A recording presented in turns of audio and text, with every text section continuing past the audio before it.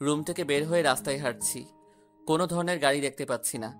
Main রাস্তার দিকে গিয়ে কিছু একটা পাওয়া যেতে পারে, তাই স্টেডিয়ামের দিকে যাচ্ছি। মুজোগন্নি বাস স্ট্যান্ডে এসে একটা মাহিন্দ্রা পেলাম। রাতের বেলা দু একটা গাড়ি চলে জানতাম, তাই উঠে বসলাম। মাহিন্দার মধ্যে বসা অবস্থায় মনির ভাই কল দিলেন। হ্যাঁ মনির ভাই। লিমন, তোদের রুমের দরজা তো ভিতর থেকে বন্ধ করা, ভিতরে বাতি জ্বলে, কিন্তু ডাকাডাকি করে কোনো শব্দ পাচ্ছি না। এখন কি করব? আপনি দরজা ভেঙে ভিতরে প্রবেশ করুন, তাড়াতাড়ি করুন মনির ভাই। সত্যি সত্যি যদি তেমন কিছু হয়ে যায় তাহলে আবার পুলিশের ঝামেলা হবে না তো? কারণ পুলিশ যদি তখন বলে যে আমি দরজা কেন ভেঙে প্রবেশ করলাম। না, কিছু হবে না। আমি তখন বলবো যে আমার নির্দেশে আপনারা দরজা ভেঙেছেন। আচ্ছা ঠিক আছে। কল কেটে দিয়ে এক অস্থিরতার মধ্যে হা হুতাশ করতে লাগলাম। ভিতরে ঢুকে তারা কি খবর দেয় সেটা অনুমান করতে কষ্ট হচ্ছে। আমার মা বাবার মধ্যে তো কোনো রাগারাগি দেখিনি কোনো দিন, তাহলে কেন এমন করবে বাবা? মিনিট 10 পরে মনির ভাই কল দিয়ে কাঁপা কাঁপা গলায় বলল, লিমন তুই কোথায়? আমি চিৎকার করে বললাম, মনির ভাই আমি গাড়িতে আছি, কিন্তু মা বাবা ঠিক আছে তো? কিছু ঠিক নেই লিমন, চাচা চাচি দুজনের লাশ হয়ে গেছে লিমন, তুই তাড়াতাড়ি আয়, তোর বাবা মা আর দুনিয়ায় নেই। আমি তখন একটা চিৎকার করে আর কিছু বলতে পারি নাই। তৌহিদ আমাকে শক্ত করে জড়িয়ে ধরে রইল। মাহিন্দার মধ্যে আরো দুজন যাত্রী ছিল, তারা কৌতূহল নিয়ে তাকিয়ে রইল। রূপসা নদীর ঘাটে গিয়ে কোনো গাড়ি পাওয়া যাচ্ছে না। কিছুক্ষণ পর তৌহিদ বলল, আমাদের বন্ধু পারভেজের তো বাইক আছে, তাকে কল দিয়ে কি আসতে বলবো? হ্যাঁ চেষ্টা কর। পারভেজের বাসা টুটপাড়া কবরস্থানের কাছেই। সে শুনেই সঙ্গে সঙ্গে বাইক নিয়ে বেরিয়ে এলো। আধা ঘন্টা পরে সে যখন আমাদের কাছে এসে পৌঁছালো তখন তিনজনে মিলে রূপসা ব্রিজের দিকে যাচ্ছি। আমাকে মাঝখানে বসিয়ে তৌহিদ শক্ত করে ধরে রেখেছে। পারভেজ তখন যতটা সম্ভব সাবধানে বাইক চালাচ্ছে। পিরোজপুর গ্রামের বাড়িতে যখন পৌঁছালাম তখন দিনের আলো ফুটতে শুরু করেছে। এর মধ্যে আমাদের বাড়ি ভর্তি মানুষের আনাগোনা দেখা যাচ্ছে। ভোররাত থেকে যারা শুনেছে তারা সবাই চলে এসেছে। থানা থেকে পুলিশ এখনো আসেনি, তাই লাশ ঠিক সেভাবেই পড়ে আছে। মা বাবার শোবার ঘরে ফ্লোরে গলাকাটা মরদেহ অবস্থায় পড়ে আছে আমার প্রিয় মা। তারই কাছে গলাকাটা অবস্থায় পড়ে আছে বাবা। আর বাবার হাতের কাছে একটা ছুরি। দেখেই মোটামুটি বোঝা যাচ্ছে যে বাবা নিজেই নিজের গলা কেটে ফেলেছে। কিন্তু কেন, কিসের জন্য? বাবার মনে তো এমন কোনো কষ্ট ছিল না যাতে করে সে এভাবে মাকে খুন করে নিজে আত্মহত্যা করতে পারে। তাহলে কারণ কি? আমার চিৎকারে তখন ঘরের দরজা জানালা সব ভেঙে যাবার উপক্রম। মনির ভাই, পারভেজ ও তৌহিদ মিলে আমাকে ধরে রাখতে ব্যস্ত। এমনটা কেন হয়ে গেল? আমি এখন কি নিয়ে বাঁচবো? কে আমাকে নিজের হাতে রান্না করে খাওয়াবে? আর কে আমার জন্য বাজারের শ্রেষ্ঠ মাছ কিনে নিয়ে আসবে? হঠাৎ করে চোখ বন্ধ হয়ে যাচ্ছে, সবকিছু চোখের সামনে ঘুরছে। মনে হচ্ছে জ্ঞান হারাচ্ছি। যদি কেউ চোখ মেলে তাকালাম তখন আমি শুয়ে আছি ঘরের সম্মুখের বারান্দায়। এই বিছানায় আমি বাড়িতে এলে ঘুমাতাম, আর বাড়িতে যখন থাকতাম না তখন বাবা বিকেলে বিকেলে এখানে দুপুরের পরে বিশ্রাম করত। বাবার শরীরে সেই পান খাওয়া গন্ধ নাকে আসছে। ধুম করে বিছানায় উঠে বসলাম। তৌহিদকে বললাম, মা বাবা কই? পুলিশ এসে নিয়ে গেছে, ময়না তদন্তের পরে নাকি আমাদের কাছে নিয়ে আসবে। অসম্ভব, আমার বাবা বলে গিয়েছে যেন তাদের লাশ কাটাছেঁড়া না করা হয়। কিন্তু তুই হয়তো চাইলে রাখতে পারতি, তবে তুই অজ্ঞান থাকার কারণে কিছু করতে পারিনি। আর পুলিশের কাছে আমি আর মনির ভাই যতটা জানি ততটাই বললাম। তোর কাছে আঙ্কেল কল দিয়ে যা যা বলেছে তারপর আমরা দুজনে রওনা দিলাম। আর মনির ভাইদের দরজা ভেঙে ভিতরে প্রবেশ করার পর সবকিছু বললাম। এখন আমি আমার মা বাবার লাশ কাটাছেঁড়া থেকে রক্ষা করব কিভাবে? তুই চাইলে একবার চেষ্টা করতে পারিস। আঙ্কেল নিজে যদি আন্টিকে খুন করে নিজে আত্মঘাতী হয় তাহলে আর কাটাছেঁড়া করে কি হবে? আর বাইরে দুজন পুলিশ এখনো দাঁড়িয়ে আছে, তাদের সঙ্গে কথা বলে দেখতে পারিস। পুলিশের সঙ্গে আমি আবার সবকিছু বললাম। তারা চেয়ারম্যান সাহেবের কাছে খবর দিতে বলে দিল। আমি চেয়ারম্যানকে কল দিলাম, মনির ভাইয়ের কাছ থেকে নাম্বার নিলাম। চেয়ারম্যান সাহেব কিছুক্ষণ পর আমাদের বাড়িতে এলেন। তারপর আমি তাকে বললাম যে মা বাবার লাশ ময়না তদন্তের দরকার নেই। তিনি বললেন যে তাহলে এমপির সঙ্গে যোগাযোগ করবেন এবং তিনি থানায় বলে দেবেন। মানসিকতার এতটা খারাপ অবস্থা, তবুও অনেক ঝামেলার মাধ্যমে মা বাবার লাশ ময়না তদন্তের হাত থেকে রক্ষা করলাম। কিন্তু মনের মধ্যে সেই একটা প্রশ্ন ঘুরছে, বাবা এমনটা কেন করলো? মাগরিবের কিছুক্ষণ আগেই মা বাবার দাফন করা শেষ হয়ে গেল। বাড়ি থেকে বের হব, পথে গেটের কাছে রাস্তার পাশেই ডান হাতে একটু ফাঁকা জমি আছে। বছর খানিক আগে একদিন সেখানে কিছু সুপারি গাছের চারা রোপণ করার সময় মা আমার সঙ্গে বলেছিল, তোর বাবা আর আমি মারা গেলে আমাদেরকে এখানে কবর দিস লিমন। আমরা তো মানুষ বেশি নয়, তুই বাড়ি থেকে বের হবার সময় আমাদের কবরে সালাম দিয়ে বের হতে পারবি। আবার যখন বাড়িতে ফিরবি তখনও আমাদের সালাম দিয়ে বাড়িতে প্রবেশ করবি। রাস্তা দিয়ে যখন মসজিদের ইমাম কিংবা কোনো ভালো লোক হেঁটে যাবে তখন আমাদের জন্য দোয়া করবে। আমি সেদিন হেসেছিলাম, কারণ আমার বিশ্বাস ছিল আমার মা বাবা এখনো অনেক দিন বাঁচবে। আসলে পৃথিবীর প্রতিটি মায়ের সন্তানেরাই চায় তাদের মা বাবা চিরকাল বেঁচে থাকুক। মা বাবাকে সেখানেই কবর দিলাম। এখন আর চোখ দিয়ে পানি বের হচ্ছে না। দাফন কাজ শেষ করে সবাই চলে গেছে, শুধু আশেপাশের কিছু মানুষ আছে। মনির ভাই বরাবরই আমার কাছে বসে কান্না করছে। বাবা তাকে খুব পছন্দ করত। পাশের ঘরের প্রতিবেশী এক চাচি আমাকে মাথায় তেল দিয়ে দিল, কপালে আর মুখে হাত দিয়ে আদর করে বলল, এভাবে ওরা চলে যাবে তা কখনো ভাবিনি। যা হবার হয়ে গেছে, মনকে শক্ত কর, আমরা তো আছি। সারা দিনে মোবাইল বের করার সুযোগ হয়নি। সেই যে সকালবেলা পকেটে রেখেছি সেইভাবেই পকেটে পড়ে আছে। বের করে দেখি মোবাইল বন্ধ হয়ে গেছে। চালু করতে গিয়ে দেখি চার্জ আছে, তাহলে মনে হয় চাপ লেগে বন্ধ হয়েছে। কারণ মোবাইলের ব্যাটারি একটু লুজ, তাই মাঝে মাঝে ধাক্কা লেগে বন্ধ হয়ে যায়। কাগজ দিয়ে জাম করে রাখি। মোবাইল চালু করলাম, তারপর কল লিস্টে গিয়ে বাবার নাম্বারের দিকে তাকিয়ে রইলাম। গতকাল রাতেও এমন সময় খাবার খেয়ে কল দিয়ে কথা বলেছিলাম। মাত্র 24 ঘন্টা। ইস!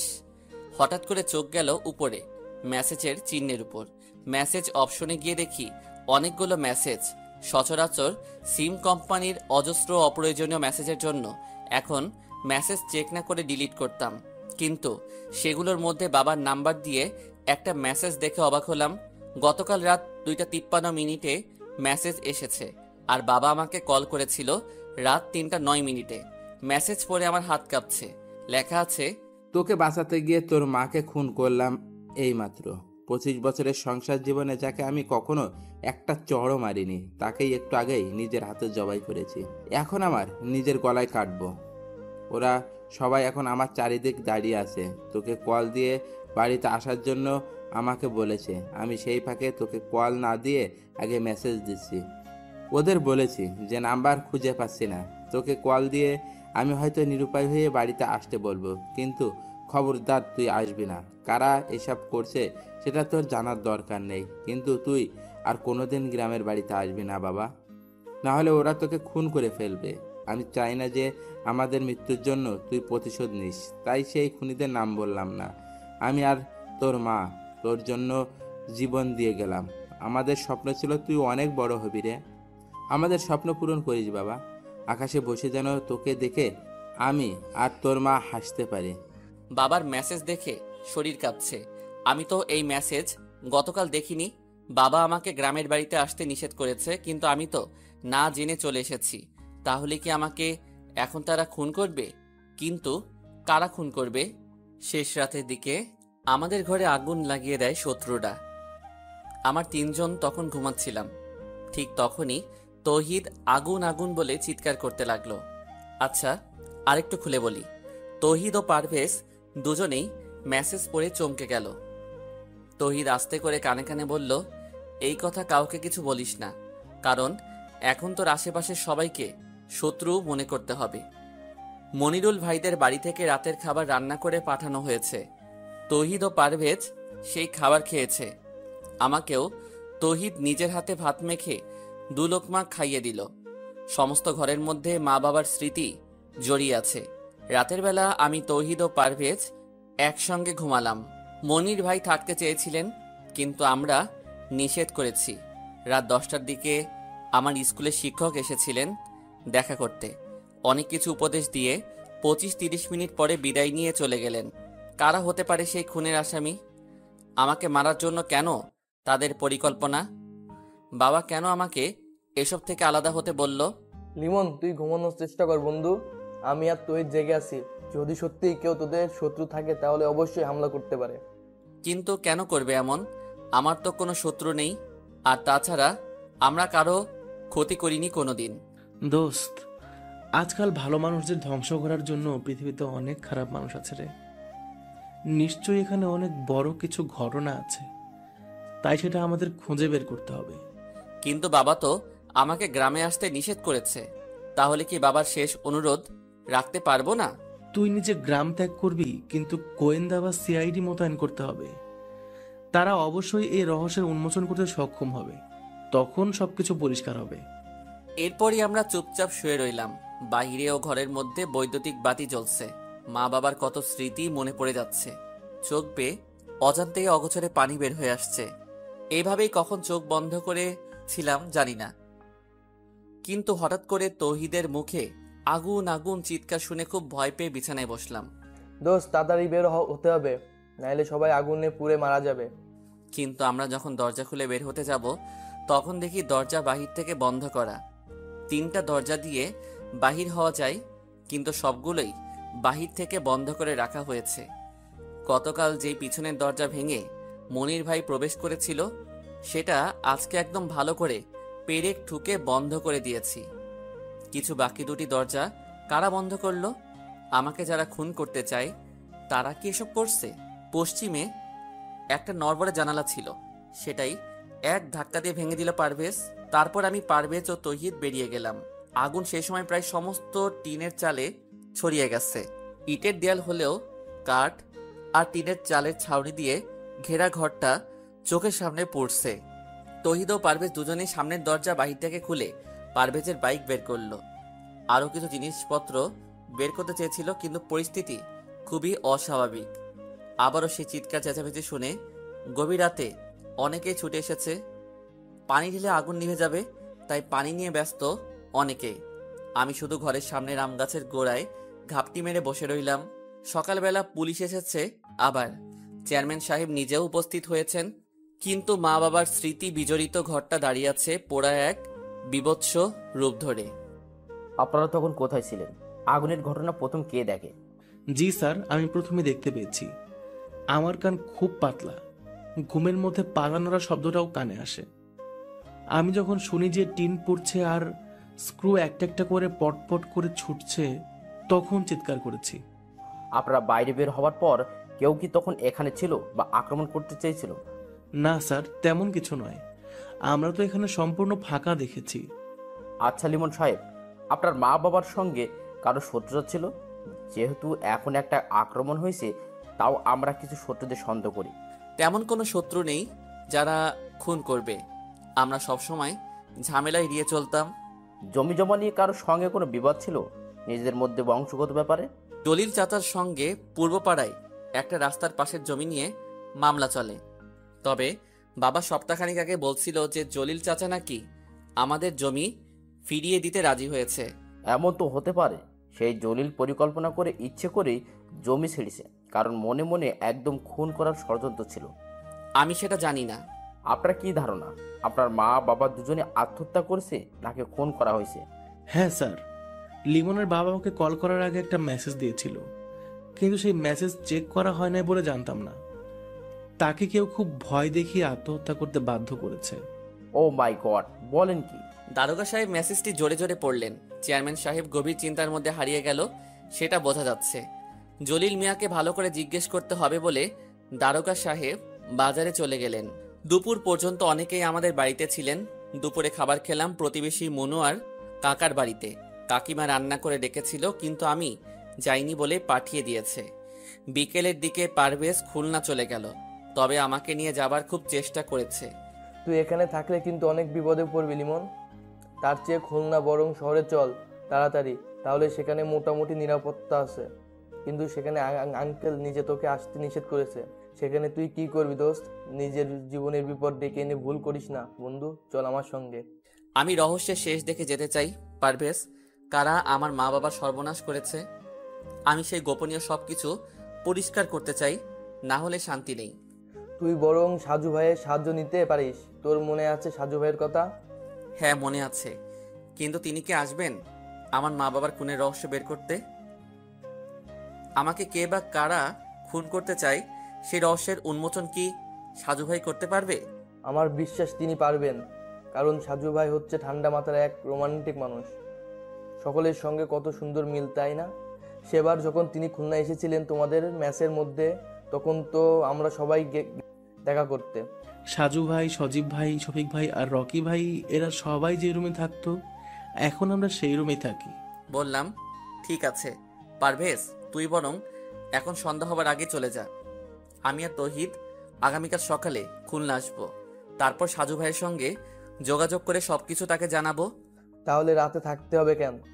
মনির ভাই বললেন যে আজকে নাকি রাতের বেলা তিনি কিছু জরুরি কাগজপত্র দেখাবেন, সবকিছু আমাদের জমি জমার বিষয়ে, আর সেই সঙ্গে কিছু গোপনীয় কথা জানাতে চায়। তাহলে এখন দিনের বেলা সমস্যা কি? আমরা যে কতটা বিপদের মধ্যে তা কি সে জানে না? তাদের বাড়িতে সমস্যা হবে না পারভেজ, আর শুধু শুধু চিন্তা করিস না তো। ঠিক আছে, সাবধানে থাকিস আর আগামীকাল সকালে উঠে রওনা দিস লিমন। আচ্ছা ঠিক আছে। সন্ধ্যার খানিকটা আগে বাজারের মধ্যে গেলাম আমি আর তৌহিদ। কিছুক্ষণ দাঁড়িয়ে থাকার পর একদম কর্নারের হোটেলের মালিক শাহজাহান কাকা আমাকে ডাকলেন। আমি তার কাছে যেতেই তিনি আমাকে নিয়ে হোটেলের পিছনে গেলেন। তার সঙ্গে সঙ্গে আমিও গেলাম। তোমার মা বাবার ঘটনার জন্য সবাই স্তব্ধ হয়ে গেছে, তাই সান্ত্বনা দেওয়ার ভাষা জানা নেই। কিন্তু তোমাকে কিছু গোপনীয় কথা জানাতে চাই, মনোযোগ দিয়ে শুনবে, তবে আমার কথা কাউকে বলবে না। কি কথা শাহজাহান কাকা? তোমার জলিল চাচার সঙ্গে ওপারে যে জমি নিয়ে মামলা ছিল সেটা কেন শেষ হয়েছে জানো? না তো। তোমার বাবা জলিল মিয়াকে ওই জমির জন্য টাকা দিয়েছে নতুন করে। কিন্তু ওটা তো আমাদের জমি, তাহলে কেন বাবা আবার টাকা দিবে? কারণ জমিটা নাকি তোমার খুব পছন্দের, তুমি নাকি সেখানে একটা পার্কের মতো মনোরম স্থান বানিয়ে বাগান করতে চাও।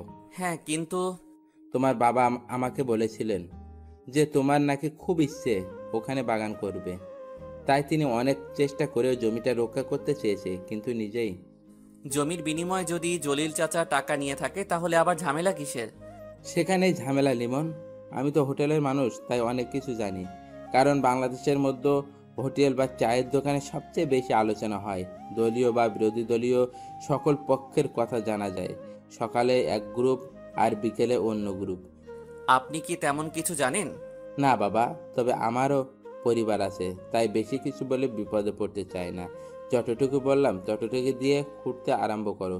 কিছু খুঁড়তে আরম্ভ করো, সাপ এমনিতেই বের হবে। এতটুকু লিখে একটু দম নিল লিমন, তারপর আবারও লিখতে আরম্ভ করলো। বাজার থেকে আমি, তৌহিদ আর মনিরুল ভাই ফিরে আসলাম। জলিল চাচার কথা কাউকে কিছু বলিনি এখনো। সাজু ভাই, আমি শুধু আপনার কাছে এগুলো জানিয়ে দিচ্ছি। বাড়িতে ফিরে এসে বারবার মনে হচ্ছে যে বিকেলে পারভেজের সঙ্গে চলে গেলে ভালো হতো, কারণ রাত যতই গভীর হচ্ছে ততই ভয় লাগছে। সবাই খাবার খেয়ে এখন ঘুমিয়ে আছে। রাত 11টা পেরিয়ে গেছে, আর গ্রামের বাড়িতে রাত 11টা মানে হচ্ছে অনেক রাত্রি। আমার কেন যেন মনে হচ্ছে আজকে রাতের মধ্যে আমারও কিছু একটা হয়ে যাবে। তেমন কোনো কারণ নেই, তবে বারবার সেটাই মনে হচ্ছে। হয়তো মনের ভয়, কিন্তু মনে হচ্ছে সেটা সত্যি। তাছাড়া ক্ষুদ্র একটা কারণ আছে। একটু আগে হঠাৎ করে জানালার পর্দার আড়ালে কাউকে দাঁড়িয়ে থাকতে দেখেছি। আমি আস্তে আস্তে জানালার কাছে গেলাম, আর তখন কারো পায়ের শব্দ দ্রুত সরে যেতে শুনতে পেলাম। তৌহিদকে সেই কথা বললাম, কিন্তু সে তেমন গুরুত্ব না দিয়ে ঘুমিয়ে আছে। গতকাল আর পরশু রাতে বেচারা ভালো ঘুমাতে পারে নাই, তাই এখন মনে হয় তাকে ঘুমে গ্রাস করেছে। আমি অবশ্য চাইলে ঘুমাতে পারি না। তাছাড়া জানালার ঘটনাটা খুব ভাবাচ্ছে আমাকে, তাই যতক্ষণ সম্ভব জাগ্রত হয়ে থাকতে চাই। পরশু রাত 3টায় বাবার সেই কল করার পর থেকে যা যা ঘটেছে সব কিছু সাজিয়ে লিখে দিলাম সাজু ভাই। সত্যি বলছি, আমার খুব ভয় করছে। যদি রাতের মধ্যে বা যে কোনো সময় আমি খুন হয়ে যাই, তাহলে সেই খুন আর মা বাবার খুনের রহস্য বের করার দায়িত্ব আপনার। আপনার এক ছোট ভাই হয়ে সেই দায়িত্ব আপনাকে দিলাম। আশা করি আপনি আসবেন। আমার বন্ধু পারভেজ, তৌহিদ ও আমার নিজের নাম্বার দিয়ে রাখলাম। যদি তৌহিদও আমার নাম্বারে না পান, তাহলে পারভেজের নাম্বারে কল দেবার অনুরোধ রইল। ইতি মোহাম্মদ লিমন, পিরোজপুর। গতকাল রাতে সাজু ভাইয়ের শরীর অসুস্থ ছিল, তাই তাড়াতাড়ি ঘুমিয়ে গেছিল, আর সকালবেলা অনেক দেরি করে ঘুম থেকে উঠেছে। তারপর ফ্রেশ হয়ে মোবাইলের মেসেঞ্জারে আসতে প্রায় দুপুর 12টা। অনেক পাঠক পাঠিকার মেসেজ এসে জমা হয়েছে। কেউ কেউ এখনো অ্যাক্টিভ, আবার অনেকে আনঅ্যাক্টিভ। সবগুলোর একটু সংক্ষিপ্ত রিপ্লাই করতে করতে হঠাৎ করে গতকাল রাত 12টার মেসেজ চোখে পড়ল। এমডি লিমন আইডি দিয়ে এত বড় একটা মেসেজ এসেছে, সম্পূর্ণ ঘটনা এখানে বর্ণনা করা। সে রাত 3টায় কল দিয়ে কথা বলা, শুরু থেকে গতকাল রাত পর্যন্ত ঘটে যাওয়া ঘটনার বর্ণনা, খুব মনোযোগ সহকারে সম্পূর্ণ ঘটনা পড়ল সাজু ভাই। তারপর বেশ কিছু সময় চোখ বন্ধ করে কিছু ভাবতে লাগলো। তৌহিদ ও লিমন দুজনের নাম্বার সত্যি সত্যি বন্ধ দেখাচ্ছে, তাই পারভেজের নাম্বারে কল দিল সাজু ভাই। বেলা তখন দুপুর 12:34। আসসালামু আলাইকুম, কে বলছেন? ওয়ালাইকুম আসসালাম, সাজু ভাই বলছি। তুমি কি লিমনের বন্ধু পারভেজ? জি ভাই, কেমন আছেন ভাইজান? আপনার কথা গতকাল রাতেও লিমনের সঙ্গে আলোচনা করেছি, কিন্তু আপনি নিজেই আজকে আমাকে কল দিলেন। ভাইজান, আমার বন্ধু খুব বিপদ, একটু সাহায্য করবেন? তোমার বন্ধু লিমন গতকাল রাতে আমাকে সম্পূর্ণ ঘটনা টেক্সট করেছে, কিন্তু আমি একটু অসুস্থ তাই রাতে রিপ্লাই করতে পারিনি, আর সকালেও অনলাইনে ছিলাম না। তোমার বন্ধু লিমন কেমন আছে? ভাই, একটুও ভালো না। কেন? আজকে সকালে তো তৌহিদ আর লিমন শহরে যাবার কথা, যায়নি? না ভাই, গতকাল রাতে ওদের দুইজনকে কারা যেন গায়েব করে দিছে। সরাসরি খুন করিনি, কিন্তু ধরে নিয়ে গেছে। দরজা ভিতর থেকে বন্ধ করা আছে, কিন্তু সেই বাড়িটা মাটি দিয়ে উঁচু করে তার উপর কাঠ দিয়ে নির্মাণ করা, তাই কাঠের নিচ থেকে মাটি খুঁড়ে রুমে ঢুকেছে। মাটি খোঁড়ার চিহ্ন এখনো পড়ে আছে, কিন্তু ওদের কোথাও খুঁজে পাওয়া যাচ্ছে না। তাহলে কি সেই মনিরুল লোকটার মধ্যে কোনো গন্ডগোল আছে? না সাজু ভাই, কারণ সকালবেলা পুকুরের মধ্যে পানিতে ভাসমান অবস্থায় মনিরুল ভাইয়ের লাশ পাওয়া গেছে। মনিরুল ভাইকে খুন করে ওদেরকে কিডন্যাপ করেছে। এলাকা ভয়ঙ্কর হয়ে গেছে। কি?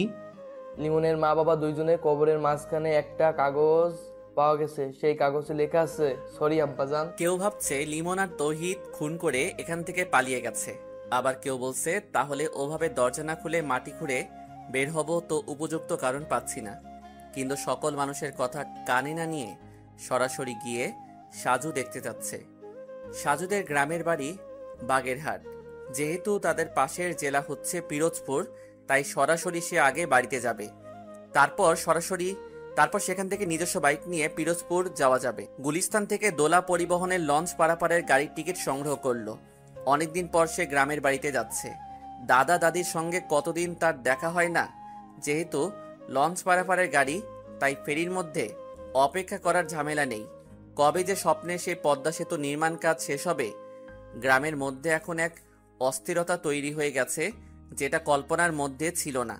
পুলিশ সারাক্ষণ শুধু আনাগোনা করছে, প্রায় সবাইকে কিছু না কিছু জিজ্ঞেস করা হচ্ছে। মনিরুলের পরিবারের কান্না আর আহাজারিতে সবচেয়ে বেশি আকাশ ভারী হয়ে যাচ্ছে। পুকুরের পাড়ে এমন কিছু নেই যেটা খুনির কাছে পৌঁছাতে পারে। দারোগা সাহেব যখন সাজুর কথা শুনলেন, তখন একটু ভ্রু কুঁচকে যেন কিছু ভাবলেন। সাজু যখন লিমনদের গ্রামের মধ্যে প্রবেশ করলো, তখন সন্ধ্যা হয়ে গেছে। বাড়িতে ফিরে কোনো রকমে ফ্রেশ হয়ে বাইক নিয়ে চলে এসেছে। সাজু স্থানীয় বাজারে এসে পারভেজকে কল দিল। পারভেজ তখন বাজারেই ছিল। বাজারের এক পাশে বিশাল জটলা, সেখানে সবাই ঘিরে আছে এবং পুলিশও দেখা যাচ্ছে। সাজু সেখানে এগিয়ে গিয়ে পারভেজের সঙ্গে সরাসরি হাত মিলিয়ে নিল। তারপর যখন জানতে পারল যে তৌহিদ ফিরে এসেছে, তখন অবাক হয়ে নিজেই সেদিকে এগিয়ে গেল। প্রায় ঘন্টাখানিক পরে পুলিশ তৌহিদকে নিয়ে থানায় রওনা দিল। তার আগে সাজু ভাই একবার মনিরুল আর লিমনদের ঘর দেখে এসেছেন। সব মোটামুটি ঠিক আছে, কিন্তু মনিরুলদের বাড়িতে যে ঘরে লিমন আর তৌহিদ ছিল, সেখানে মাটি খুঁড়ে বের হবার স্থান দেখে প্রশ্ন জাগলো। তখন সে বুঝতে পারছে যে সবগুলো প্রশ্নের উত্তর তৌহিদের কাছে পাওয়া যাবে। পুলিশের সঙ্গে সঙ্গে সাজুও গিয়েছে থানায়, কারণ পুলিশ বলছে যা কিছু জিজ্ঞেস করার সব থানায় গিয়ে করবে। লিমন এখন কোন জায়গায় আছে? আর সেদিন রাতে তোমরা কিভাবে কি করেছো? তৌহিদ আস্তে আস্তে বলল, সাজু ভাই, আমি এখন জানি না লিমন কোথায়, কারণ আমাকে ওরা ফিরোজপুরের সি অফিস মোড়ে এসে নামিয়ে দিয়ে চলে গেছে। তারপর সেখান থেকে আমি একা এসেছি এখানে। লিমনের মধ্যে পশু ভর করেছে, ও কাউকে ছাড়বে না। মনিরকে কে খুন করেছে? লিমন। তুমি তখন কোথায় ছিলে? আমাকে আরো দুটো লোক ধরে রেখেছিল। মানে কি? সেখানে আবার আরো দুটো লোক কিভাবে এসেছে? আমি জানি না। তুমি আর লিমন যে ঘরে ছিলে, সেই ঘরের মধ্যে মাটির শীট কেটেছে কে? আমি সেখানে গিয়ে স্পষ্ট বুঝতে পারছি যে ভেতর থেকে মাটি খুঁড়ে বের হয়েছে তোমরা। হ্যাঁ সাজু ভাই, লিমন নিজে মাটি খুঁড়ে বের হবার অবস্থা করেছে। আমার এমনিতেই কান পাতলা, তাই যখন ধূপধাপ শব্দ হলো, তখন তাকিয়ে দেখি লিমন মাটি কাটছে। কিভাবে দেখলে? হ্যাঁ ঠিক তাই। আমি বিছানা থেকে নেমে তখন বললাম, কিরে লিমন, কি হয়েছে? লিমন তখন আমাকে চুপ করতে বলল, তারপর জানলা দিয়ে বাইরে তাকাতে বলছে। আমি তাকিয়ে দেখি যে সম্মুখে পুকুর পাড়ে কারা যেন দাঁড়িয়ে আছে। তাদের একজন হাতে সিগারেট ছিল, আর সেই সিগারেটের আগুন ওঠানামা করছে, তবে সামান্য আস্তে আস্তে কথাও কানে বাজছিল। তারপর আমরা সেখান থেকে গর্ত নিয়ে আস্তে আস্তে করে বের হলাম, দরজা খুলে বের হলে না কেন? কারণ দরজা বাইরে থেকে বন্ধ ছিল। তাহলে কি মনির? হ্যাঁ, লিমন সেজন্যই বাইরে গিয়েছে এবং আমি তার সঙ্গে ছিলাম। কিন্তু সবচেয়ে বেশি অবাক হলাম কারণ দুটো লোক লিমনের পরিচিত। তারা তখন মনিরকে হাত পা আর মুখ বেঁধে দাঁড়িয়ে আছে। লিমন সেখান গিয়ে ওদের একজনের হাত থেকে একটা বড় ছুরি নিয়ে মনিরুল ভাইয়ের গলা কেটে দিল। কি বলছো তুমি? এতটা সহজ? আর লিমনের সঙ্গে তাদের কিসের সম্পর্ক? আমি জানি না, আমি এতটা হতভম্ব হয়ে গেছি যে সেখানে অজ্ঞান হয়ে মাথা ঘুরে পড়লাম। আর তারপর যখন হুঁশ হয়েছে তখন আমি একটা টিন দিয়ে ছাউনি করা ঘরের মধ্যে বন্দি। লিমন সেখানে ছিল না? না, তবে আরেকটা লোক এসেছিল কিছুক্ষণ পরে, আর তিনি বলেছেন যে আমাকে নাকি তারা পাঠিয়ে দেবে, তবে শহরের মধ্যে ছেড়ে দেবে, কারণ গ্রামের মধ্যে নিয়ে গেলে প্রচুর ঝামেলা হতে পারে। লিমনের কথা জিজ্ঞেস করনি? হ্যাঁ, তারা বলল আমি লিমনের বন্ধু, তাই তারা আমাকে বাঁচাতে দিচ্ছে, না হলে আমাকেও শেষ করে দিত। আমি যেন ফিরোজপুরে থেকে সরাসরি খুলনা শহরে চলে যাই আর কাউকে কিছু না বলি। যদি কিছু বলি তাহলে আমারও প্রচুর বিপদের মুখে পড়তে হবে। লিমন নাকি তার মা বাবার খুনি কে সেটা জানতে পেরেছে, তাই এক এক করে সবাইকে হত্যা করতে চায়ও। আর যেহেতু তার বাবা তাকে এসব খুনোখুনি করতে নিষেধ করেছে, তাই সরি আব্বাজান ব্যবহার করবে। কিছুটা বুঝতে পারছি, কিন্তু এখনো অনেক কিছু জানার বাকি। তবে লিমনের সঙ্গে যোগাযোগ করা আমার খুব দরকার। যিনি আমাকে এখানে আসার জন্য অনুরোধ করছে সে নিজেই এখন... আমি এসব বলতে চাই নাই, কিন্তু গ্রামের সবাই আর পুলিশ আমাকেও সন্দেহ করেছে, তাই এখন বাধ্য হয়ে বলছি। ঠিক আছে, তুমি আপাতত পুলিশের হেফাজতে থাকো, তারপর দেখি কি করা যায়। আচ্ছা ঠিক আছে সাজু ভাই, কিন্তু লিমন যে এভাবে পরিবর্তন হবে কখনো ভাবিনি। মাত্র কিছু সময়ের মধ্যে কিভাবে কি হয়ে গেল, আর তার সঙ্গে লোক দুটো যুক্ত আছে, কি ভয়ঙ্কর। থানা থেকে বের হয়ে সাজু নিজের এলাকায় চলে এসেছে। রাতের মধ্যে সেই গ্রামে থাকার কোনো মানে হয় না। আর পারভেজ তো থানায় আসার আগেই বিদায় নিয়ে চলে গেছে। রাত 10টার দিকে বাড়িতে ফিরে ডিনার করে নিজের বিছানায় শুয়ে সজীবের কাছে কল দিল। আসার পথে সজীব কল দিছিল, কিন্তু তখন কথা বলতে পারে নাই। হ্যাঁ সজীব, কি খবর? বেশি ভালো না সাজু। কেন? রুহির মা অসুস্থ, তাকে ঢাকা মেডিকেল কলেজ হাসপাতালে ভর্তি করা হয়েছে। রুহি এখন সেই হাসপাতালে আছে।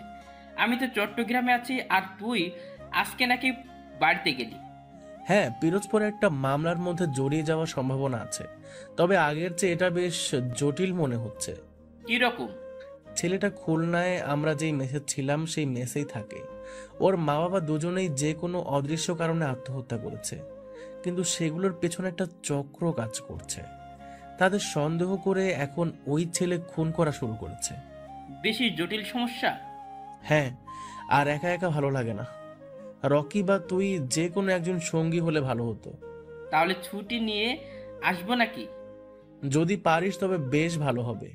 ঠিক আছে, কালকে অফিসে গিয়ে দেখি। অনেক ধন্যবাদ বন্ধু। আচ্ছা, তুই একটু সময় করে রুহির কাছে কল দিয়ে কথা বলিস। বেচারির বাবার তো তোর জন্য ফাঁসি হয়ে গেল, এখন তার মা অসুস্থ হয়ে গেছে, তাই খুব কান্না করছে। আচ্ছা ঠিক আছে। 3-4 দিন ধরে শরীরে হালকা জ্বর, গতকাল রাতে, তাই তাড়াতাড়ি ঘুমিয়েছিল। আজকে ভ্রমণ করে আরও বেশি ক্লান্ত লাগছে, তাই বিছানায় শুয়ে একটু পরেই ঘুমিয়ে গেল সাজু ভাই। সকালবেলা 10:30টার দিকে ঘুম ভেঙে গেল, তাও আবার দাদির ডাকাডাকিতে। দাদির কাছে জানতে পারল যে কে যেন তার সঙ্গে দেখা করতে এসেছে। বাহিরে এসে সাজু তাকে চিনতে পারছে না, তবে লোকটা বেশ বয়স্ক। বসে বসে তারা দাদার সঙ্গে গল্প করছে। সাজু মনে মনে ভাবল, দাদা আবার নতুন করে বিয়ে দেবে নাকি। আসসালামু আলাইকুম। ওয়ালাইকুম আসসালাম, কেমন আছেন আপনি? জি আলহামদুলিল্লাহ, আপনি কেমন আছেন? আর আপনি কিন্তু আমার দাদার বয়সী, তাই নাতি হিসেবে তুমি করে বললে খুশি হব। ঠিক আছে, তাই হবে। আর আমি লিমনের নানা, তাই সম্পর্কে ঠিকই আছে। কোন লিমন? যার মা বাবা দুজনই খুন হয়েছে, আর লিমন নিজে এখন কোথায় আছে কেউ জানে না। আপনি তার নানা?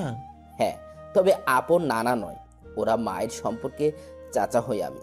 লিমনের নানা মারা গেছে অনেক আগে, তারপর থেকে ওর মাকে আমি মানুষ করেছিলাম। বুঝতে পেরেছি, কিন্তু আমি গতকালই লিমনের সেই মোটর সাইকেলওয়ালা বন্ধুর কাছে শুনেছি যে সে সাজু নামের এক গোয়েন্দা আসবে। সারাদিন অপেক্ষায় রইলাম, কিন্তু যখন এলে তখন দেখা করতে পারলাম না। কিন্তু কেন? আজ সকালে থানায় গিয়ে তোমার বিষয় জানতে পারি।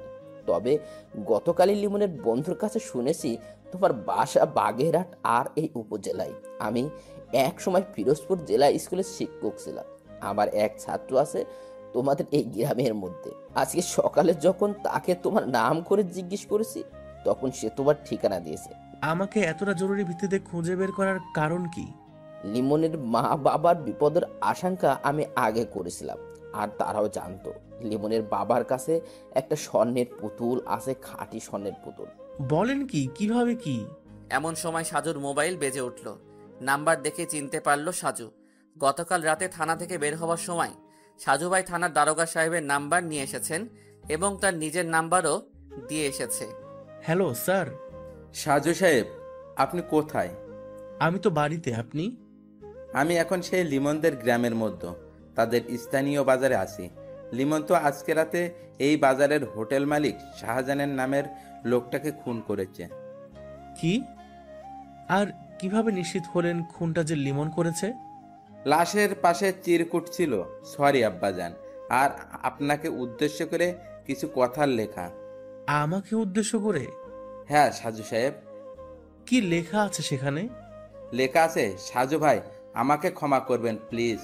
আপনাকে যখন আমি ডেকেছি তখনও আমি রহস্য জানতাম না, কিন্তু এখন আমার চোখের সামনে সব কিছু পরিষ্কার, তাই আপনার কোনো সাহায্যের দরকার নেই।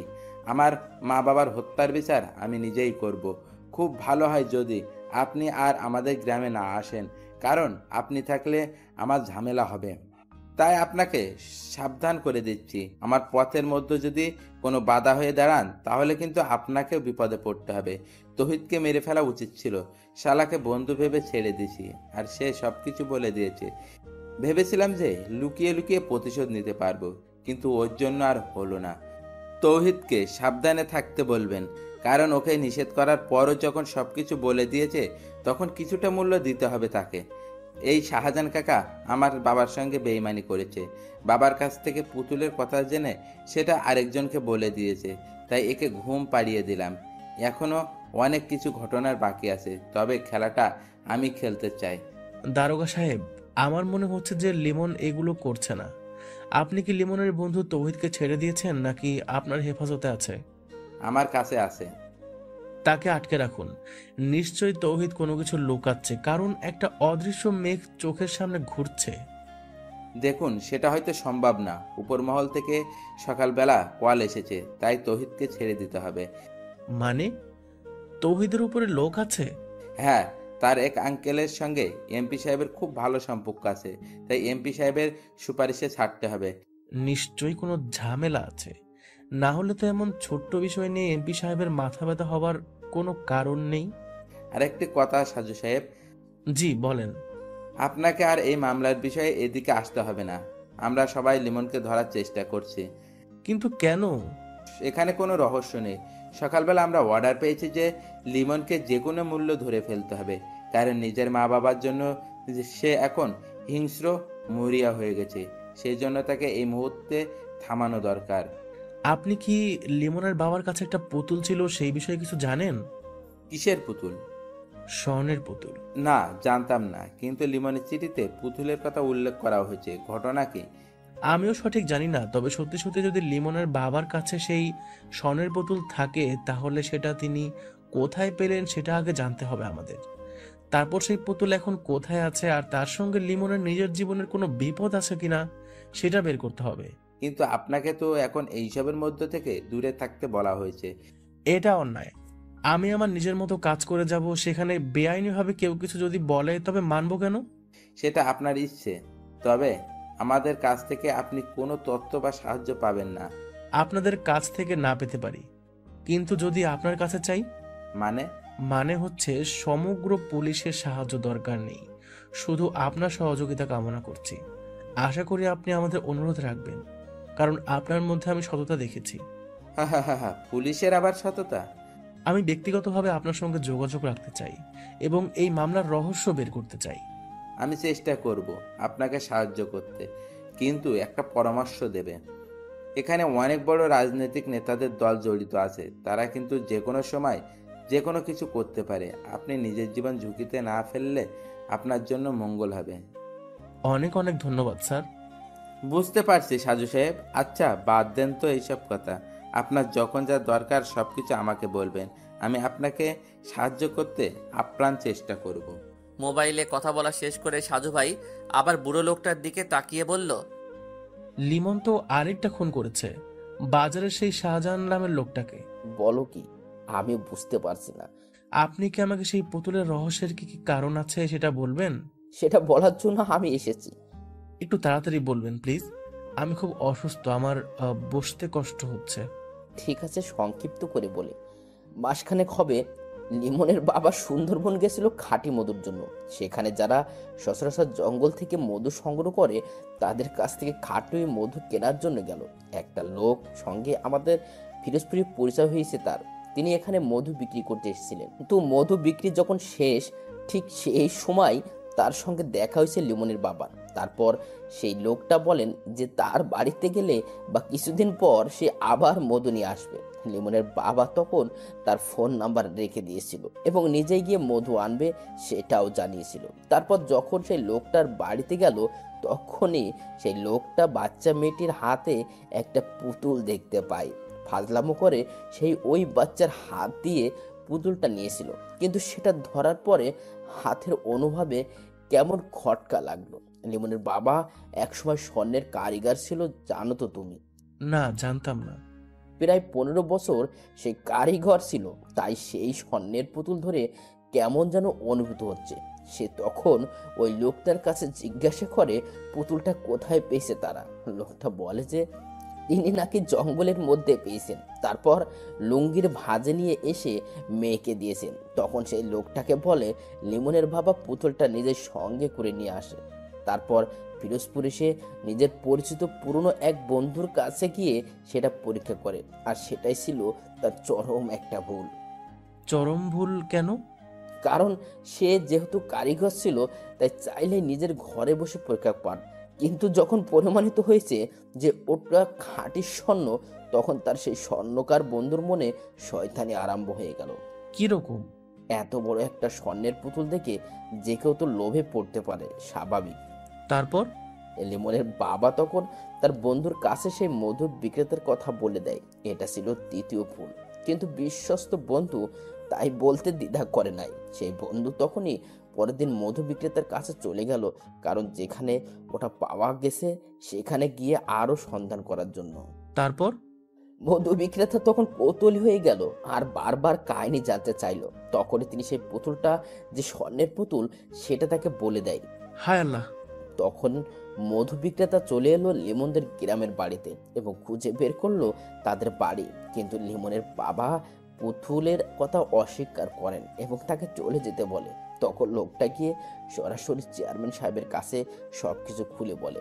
এবার আরেক লোভীর জিহ্বা চকচক করা শুরু করেছে। তিনি তখন লিমনের বাবাকে বাজারে ডেকে পাঠালেন এবং খুন হওয়া শাহজাহান ব্যাপারীর হোটেলে বসে সবকিছু তাকে জিজ্ঞাসা করে।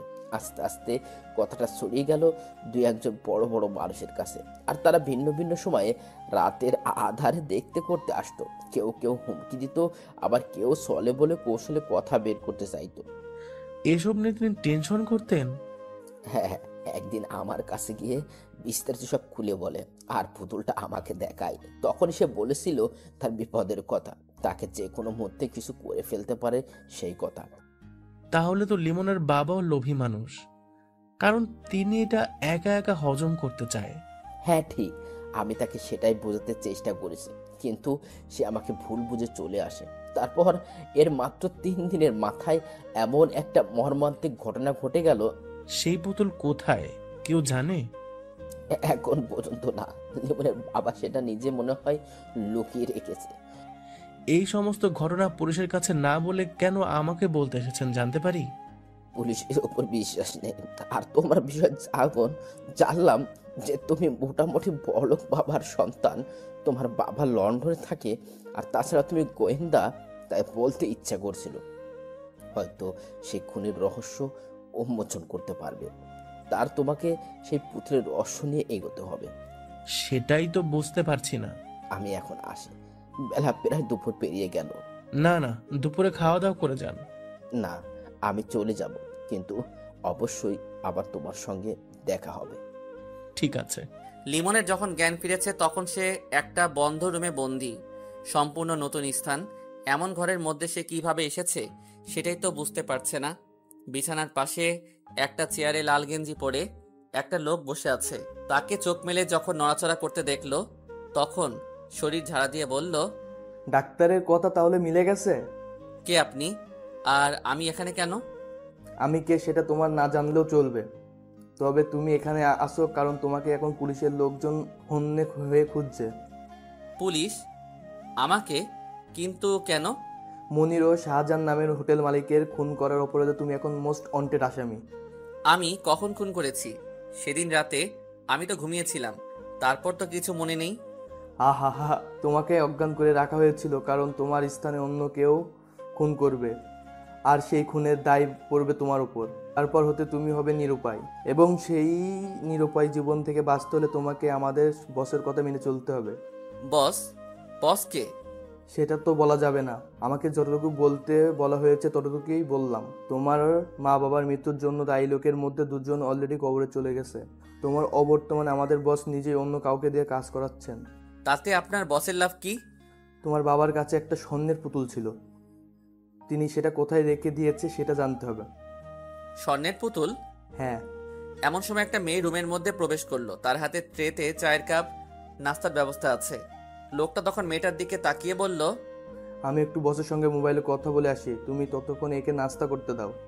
আর ভয় নেই, আমি দরজার বাইরেই আছি, যদি সে পালাতে চায় তাহলে। আমার নাম নাসরিন জাহান, তোমার নাম কি? কে আপনি? এটা আবার কারোর নাম হয় নাকি? একদম হাসবেন না। আপনি কে? আমাকে কেন এখানে আটক করা হয়েছে? আমি জানি না, তবে আপনাকে দিয়ে খারাপ কাজ করানো হবে এতটুকু জানি। আমার অপরাধ?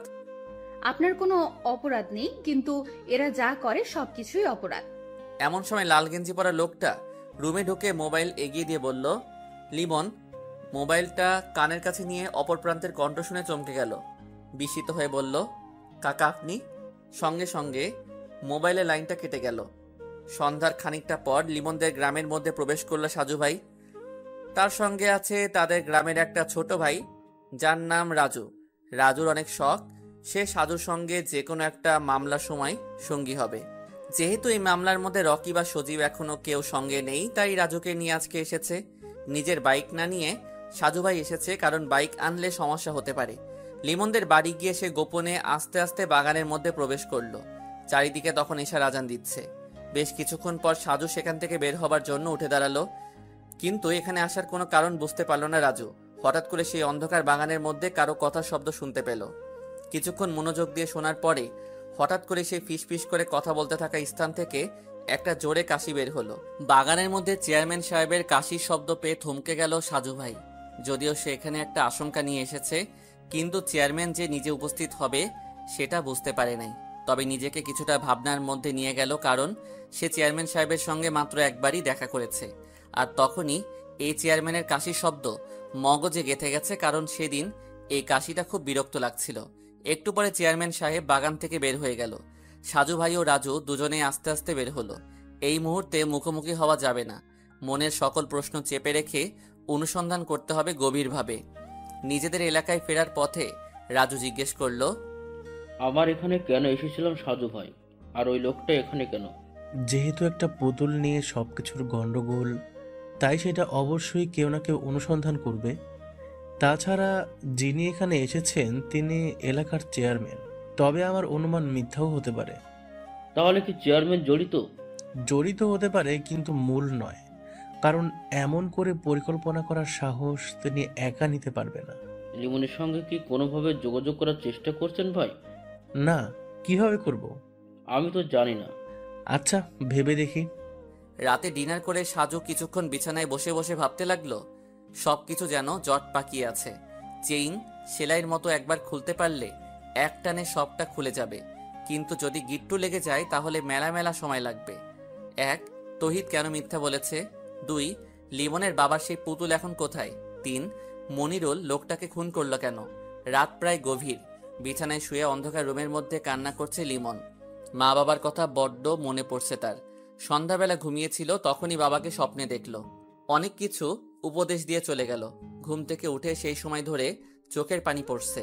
নিজে এখন অপরাধী হয়ে সবকিছুর জন্য দায়ী, অথচ সে কিছু জানেই না। দরজা খোলার ক্যাট করে শব্দ হলো।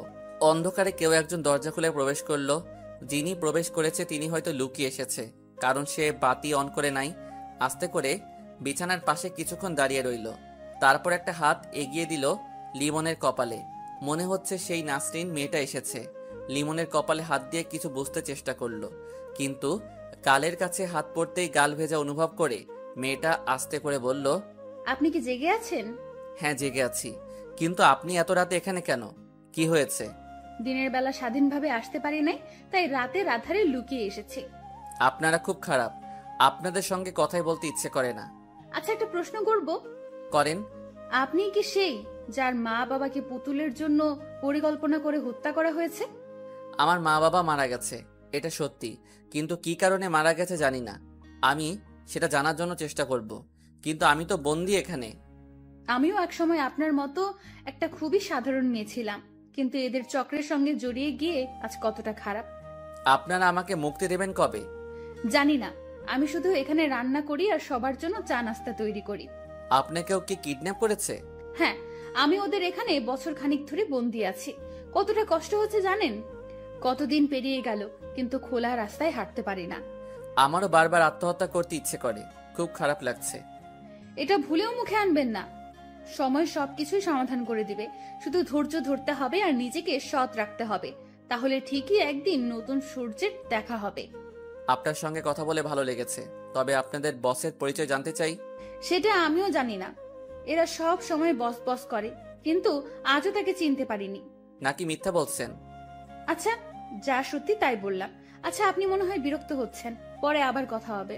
ভোরবেলা নামাজ পড়ে বারান্দার চেয়ারে বসে সামনে মাঠের দিকে তাকিয়ে আছে সাজু ভাই। বেশ চিন্তিত, মোবাইল হাতে নিয়ে বসে আছে। একটু আগে সজীব আর রুহি দুজনের নাম্বারে কল দিয়েছে, কিন্তু কেউ রিসিভ করে নাই। দুজনেই গতকাল রাতে তাকে কল দিয়েছে। যেহেতু রুহির মা অসুস্থ, তাই চিন্তা হচ্ছে। তাছাড়া দুজনেই যখন কল দিয়েছে তখন নিশ্চয়ই কোনো কারণ আছে, কিন্তু সকালবেলা উঠে দুজনের নাম্বারই ট্রাই করা হয়েছে, কেউই রিসিভ করে না। অসুস্থ দুর্বল শরীর নিয়ে বসে আছে। দাদি এসে চা দিয়ে গেছে, সেই চা একটা চুমুক দিয়ে সে রেখে দিয়েছে। চিনি একটু বেশি হয়েছে, তাই খেতে ইচ্ছে করে না। আবার ডাক দিয়ে নতুন এক কাপ নিয়ে আসতেও বলছে না। মোবাইলে রুহির কল এসেছে। আসসালামু আলাইকুম সাজু ভাই। ওয়ালাইকুম আসসালাম। কেমন আছো রুহি? আর তোমার মা কেমন আছেন? মোটামুটি ভালো, হাসপাতালেই আছি।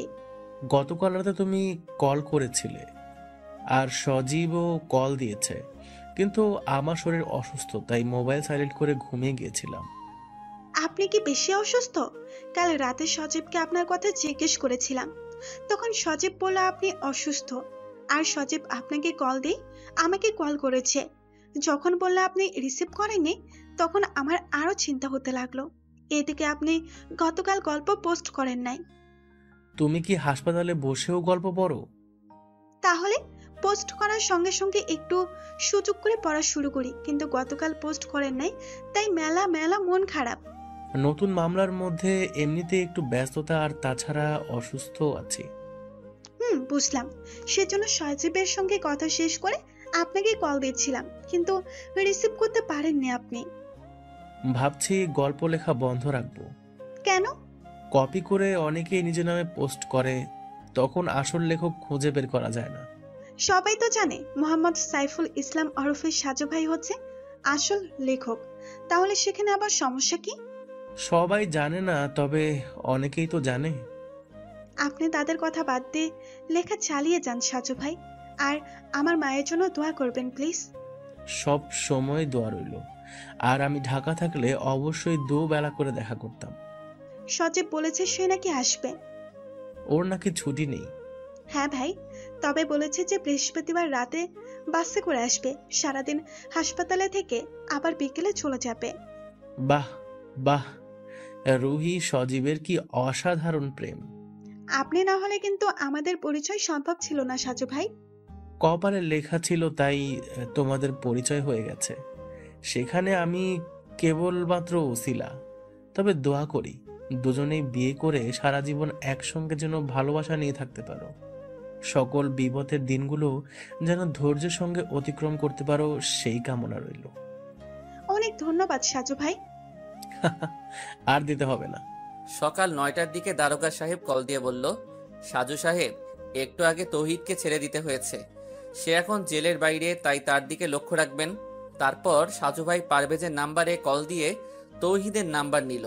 তৌহিদকে যখন কল দিল তখন তৌহিদ বাসের মধ্যে বসে আছে। হ্যালো, কে?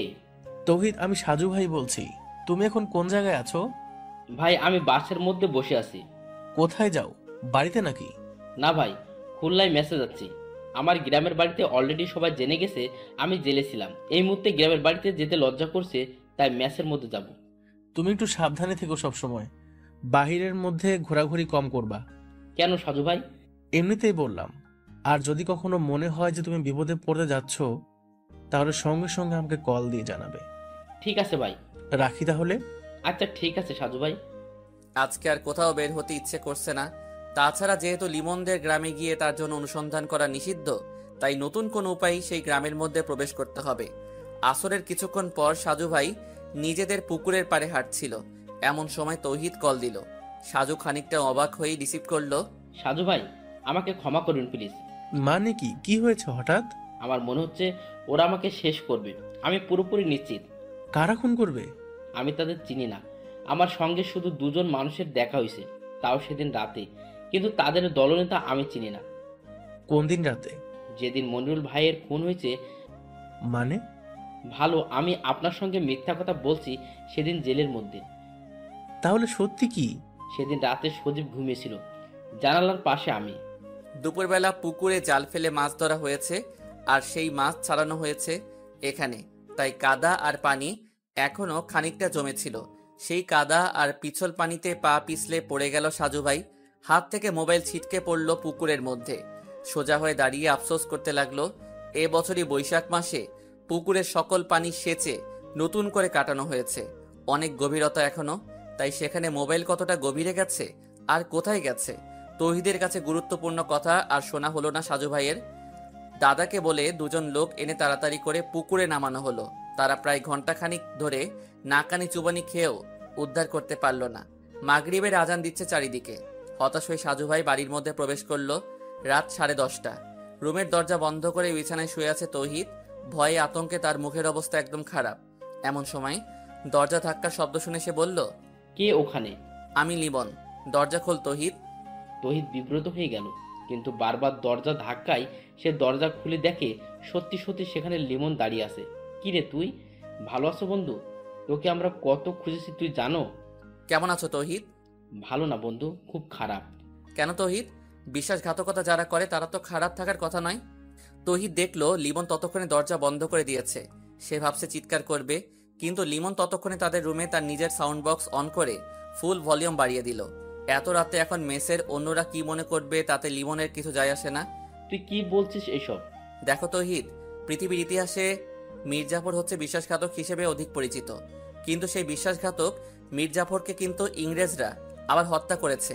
তাদের উদ্দেশ্য সফল করার জন্য তারা তাকে ব্যবহার করেছে। কাজ শেষ করে কিন্তু তাকেও সরিয়ে দিয়েছে। তোকেও যারা ব্যবহার করেছে তারা আবার আমাকে এখন তোকে খুন করতে পাঠিয়েছে। তুই আমার অনেক ভালো বন্ধু, কিন্তু তবুও হাসতে হাসতে তোকে এখন খুন করব। রুমের মধ্যে চারিদিক কাঁপিয়ে বক্সে ডিজে গান হচ্ছে। তৌহিদ পিছনে সরতে গিয়ে খাটের সঙ্গে ধাক্কা খেয়ে বসে পড়ল। লিমনের হাতে এতক্ষণ যে লাঠির মতো ছিল সেটা কাভার খুলে সে একটা চকচকে ছুরি বের করলো।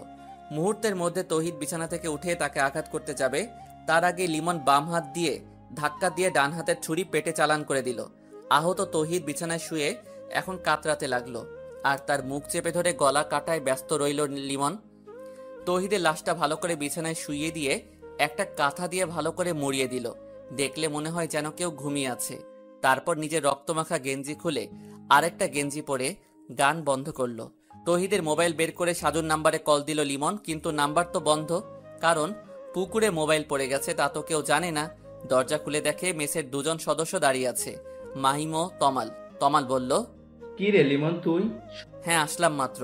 কিন্তু তৌহিদের তো অনেক জ্বর এসেছে। তোরা থাক, আমি ডাক্তার নিয়ে আসি। সন্ধ্যাবেলা দেখেছি মন খারাপ করে বসে আছে, তখনই বুঝেছি শরীর অসুস্থ। তোরা একটু থাক, আমি ডাক্তারের কাছে গিয়ে দেখি কি করা যায়। আচ্ছা ঠিক আছে। লিমন চলে গেল। ওরা দুজন রুমে প্রবেশ করে দাঁড়িয়ে রইল। একটু পরে খাটের পাশে রক্তমাখা গেঞ্জি ও ছুরি দেখে দুজনেই আঁতকে উঠেছে। মাহিম ভয়ে ভয়ে তৌহিদের শরীর থেকে কাঁথা সরিয়ে দুজনেই চিৎকার করে ওঠে। গলা ও পেটে ছুরিকাঘাত করে নির্মমভাবে হত্যা করা তৌহিদের লাশটা পড়ে আছে। মাহিম দ্রুত রুম থেকে বের হয়ে রাস্তায় এসে দেখে সমস্ত রাস্তা ফাঁকা, কোথাও কেউ নেই। তৌহিদকে খুন করে লিমন পালিয়ে গেছে, এটা ছড়িয়ে গেছে মুহূর্তেই। থানায় খবর দেওয়া হয়েছে। মেসের মধ্যে সকল সদস্য জড়সড় হয়ে দাঁড়িয়ে আছে। সকলের মনে একটা আতঙ্ক, কিন্তু খুনটা যে লিমন করেছে সেটা নিয়ে অনেকের মনে যেন সন্দেহ সৃষ্টি হচ্ছে। যেহেতু লিমন নিখোঁজ, তাছাড়া তাকে আসতে বা যেতে কেউ দেখেনি, তাহলে কিভাবে লিমন এসে খুন করেছে? তাছাড়া তমালের সঙ্গে মাগরিবের পরে তৌহিদের খানিকটা ঝগড়া হয়েছে। তৌহিদ কিছু টাকা পাবে তমালের কাছে, সেই টাকার জন্য একটু কথা কাটাকাটি। তমাল এমনিতেই একটু উশৃঙ্খল টাইপের ছেলে, গাঁজা টাজা খায়, আবার স্থানীয় কিছু বাজে ছেলেদের সঙ্গে আড্ডা দেয়। পুলিশ আসার পরে যখন জিজ্ঞাসাবাদ করা হয় তখন সবাই তমালের কথাটা বলে, কিন্তু পরক্ষণে যখন রক্তমাখা গেঞ্জিটা মাহিম পুলিশের সামনে দেখিয়ে দেয় তখন মোটামুটি চুপ করে সবাই। পুলিশ তমালকে বলল, তোমরা কি নিশ্চিত যে ওই ছেলেটা লিমনই ছিল? হ্যাঁ স্যার, রুমের মধ্যে গান বাজছিল, আমরা সামান্য কৌতূহল নিয়ে দাঁড়িয়েছিলাম। তার একটু পরেই দরজা খুলে লিমন বের হলো। আমাদের থেকে স্বাভাবিকভাবেই বলল যে তৌহিদ অসুস্থ, তাই সে ডাক্তারের কাছে যাচ্ছে। কিন্তু আমরা রুমে ঢুকে যখন দেখি তৌহিদের লাশটা পড়ে আছে, তখন রাস্তায় নেমে কোথাও দেখিনি। লিমন রক্তমাখা গেঞ্জি রেখে কেন গেল? পরনে কি কিছু ছিল? স্যার, লিমনও তো এই রুমে থাকতো, আর রুমে তার অনেক কাপড় চোপড় আছে। রক্তমাখা গেঞ্জি পরিবর্তন করে ফ্রেশ একটা পড়ে গেছে হয়তো, যেন কিছু বুঝতে না পারি। লিমনের সঙ্গে তৌহিদের সম্পর্ক কেমন ছিল? মানে বন্ধুত্ব সৃষ্টি হয়েছে নাকি মন কষাকষি? স্যার, খুব ভালো বন্ধু ছিল ওরা। যেদিন রাতে লিমনের মা বাবা খুন হয়েছে সেদিন সেই গভীর রাতে তৌহিদ সঙ্গে গেছে। লিমনের বাবা মা কিভাবে মারা গেছে? শুনেছি খুন করা হয়েছে, কিন্তু কারা জড়িত বা কিসের জন্য তা জানি না। ঠিক আছে, আমরা লাশ নিয়ে যাচ্ছি। যে কোনো সময় যে কোনো মুহূর্তে আসতে পারে। ম্যাচের কোনো সদস্য খুলনা থেকে বের হবে না। পরবর্তী নির্দেশ দেওয়া পর্যন্ত ম্যাচে থাকবে। সাজু ভাই তাদের স্থানীয় বাজারে গিয়ে সিম কার্ড রিপ্লেস করে এনেছে। জরুরি প্রয়োজনে নাম্বার চালু রাখা একান্ত জরুরি। রাজু তাকে বলেছে যে সকল সিম নাকি রিপ্লেস করা যায় তাদের বাজারে, তাই রিপ্লেস করে এনেছে। বাড়িতে ফিরে দাদার মোবাইলে নিজের সিম লাগিয়ে নিল। তার দাদার কাছেও অ্যান্ড্রয়েড ফোন, কারণ সাজুর সঙ্গে সবসময় ভিডিও কলে কথা হতো। সিম চালু করে সে অপেক্ষা করতে লাগলো যদি তৌহিদ আবারও কল দেয়। তবে তখন ছিল রাত 11টার মতো। ততক্ষণে তৌহিদ খুন হয়ে গেছে, কিন্তু সাজু জানে না। ডিনার করে বিছানায় শুয়ে কবিতার সঙ্গে কথা বলতে ইচ্ছে করছিল, আর তাই মুখস্থ নাম্বারটা ডায়াল করলো। কবিতা রিসিভ করে বলল, যে মানুষটা বাড়িতে গিয়ে সঙ্গে সঙ্গে কল দেবার কথা সে আজকে কল দিল, তার মানে কি মাত্র বাড়িতে গেছে? তুমিও তো খবর নিলে না। অসুস্থ শরীর নিয়ে গ্রামের বাড়িতে আসলাম, একটা কল দিয়ে তো জিজ্ঞাসা করলে না কেমন আছেন সাজু ভাই। আমি যে কারো উপর অভিমান করে আছি সেটা বোঝার ক্ষমতা কি তার আছে? অসুস্থ মানুষের উপর রাগ করতে নেই, কারণ হুট করে মরে গেলে আফসোস করতে হবে। একদম মুখ ভেঙে দেব। কেন? মানুষ মরতে পারে না? তুমি কি আমাকে বিয়ে করবে? তারপর আমরা দুজন একসঙ্গে সংসার করব, আমাদের বাচ্চা হবে, তারপর দুজনেই মারা যাব। মৃত্যু কি কখনো সংবাদ দিয়ে আসে? তবুও মানুষ কিন্তু স্বপ্ন আর আশায় বেঁচে থাকতে চায়, তাই না সাজু? আমার শরীর সত্যি সত্যি খুব খারাপ, কিন্তু এমন একটা মামলায় জড়িয়ে গেলাম যে অসমাপ্ত রেখে কোথাও যাওয়া যাবে না। বেঁচে থাকলে এমন অসংখ্য মামলার রহস্য বের হতে পারবে। তুমি কিন্তু আমার নিষেধ করা সত্ত্বেও ওই মামলায় জড়িয়ে গেছো, আর সেজন্যই কিন্তু তোমার প্রতি আমার অসংখ্য অভিমান আর মনের মধ্যে কষ্ট। কষ্ট কেন? এখন আমার কোনো কথার গুরুত্ব তোমার কাছে নেই, তাই কষ্ট লাগে। তুমি তো ভালো করে জানো যে আমি তোমাকে কতটা সময় দেই। জানি, সেটা আমার পরম সৌভাগ্য। হতভাগা এই কবিতার জীবনে তোমার মতো মানুষের ভালোবাসা পাওয়া সত্যিই ভাগ্যের। পৃথিবী বড্ড অদ্ভুত কবিতা। যে মানুষটা অনেক সাধনা করে তার প্রিয় মানুষটাকে চায়, আল্লাহ সেই মানুষটাকে তাকে দেয় না। নিষ্ঠুর পৃথিবী যেন আজকাল আর কারো কষ্ট বোঝে না। একজনের ভালোবাসা নিয়ে যায় অন্য কেউ। তুমি আমাকে সারা জীবন একসঙ্গে রাখবে তো? শুধু তোমার হয়ে থাকতে চাই। যদি কোনোদিন বিয়ে নাও করি তবু তোমাকে আমার মনের মধ্যে রাখবো আজীবন। আর যদি বিয়ে হয়ে যায় তাহলে তো স্বপ্ন পূরণ হবে, তাহলে তো সমস্যা নেই। এখনো আমাকে জ্যোতির মধ্যে থাকতে হবে? কথার কথা বললাম। খেয়েছো রাতে? হ্যাঁ, তুমি? না, খাবো একটু পর। সন্ধ্যার পরে ঘুমিয়েছিলাম, আর একটু আগে ঘুম থেকে উঠে এসব নামাজ পড়লাম, তাই দেরি হচ্ছে। দুজনের মধ্যেই কথা চলে অজস্র। সবকিছু হয়তো আমাদের জানার দরকার নেই, তাই আপাতত তাদের কথোপকথন বন্ধ রাখলাম। 1.5 ঘন্টা কথা শেষ করে সাজু অনলাইনে গেল। বেশ কিছু মেসেজ জমা আছে। সেই মেসেজের ভিড়ে লিমনের আইডি দিয়ে মেসেজ দেখে সাজু অবাক হয়ে গেল। লিমন লিখেছে, সাজু ভাই আসসালামু আলাইকুম। আর কেমন আছেন সাজু ভাই? আমি আলহামদুলিল্লাহ ভালো আছি।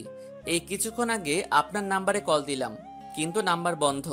আমি এখন ভৈরব নদীর তীরে সেই চরেরহাট এলাকায় রাতের উত্তাল ঢেউ খেলানো শব্দের কাছে দাঁড়িয়ে আছি। একটু আগে তৌহিদকে খুন করে এলাম, হয়তো সামনে আরো বেশি বাড়তে পারে। আগের 2টো খুন আমি করিনি, তবু আমাকে ফাঁসানো হয়েছে। তৌহিদ আমার সঙ্গে বেইমানি করেছে সাজু ভাই। আপনি কখনো সেই চিরকুট পেয়ে বিশ্বাস করবেন না, কারণ আমি যাদের খুন করব তাদের কথা আপনাকে শুধু জানাবো, কখনো চিরকুট লিখব না। কিছুক্ষণ স্তব্ধ হয়ে বসে রইল সাজু। সামান্য কিছু সময় মোবাইলের স্ক্রিনে তাকিয়ে মাথা ব্যথা শুরু করেছে। কিন্তু তৌহিদ খুন হয়েছে সেটা তাকে খুব ব্যথিত করছে।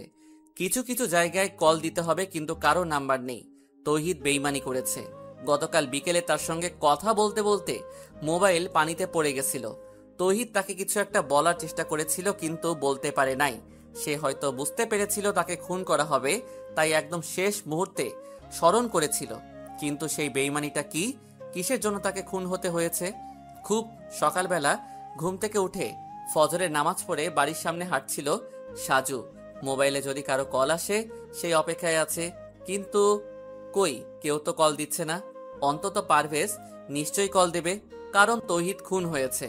7:30টার দিকে নাস্তা করার একটু পরে একটা অপরিচিত নাম্বার দিয়ে কল এসেছে।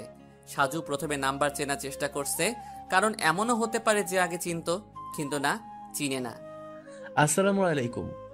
ওয়ালাইকুম আসসালাম। আপনি কি সাজু ভাই? জি, আমি সাজু, কিন্তু তোমাকে ঠিক... ভাইয়া, আমার নাম সোহাগী। আমাকে আপনি চিনবেন না, তবে আমি আপনাকে কিছুটা চিনি। ও আচ্ছা।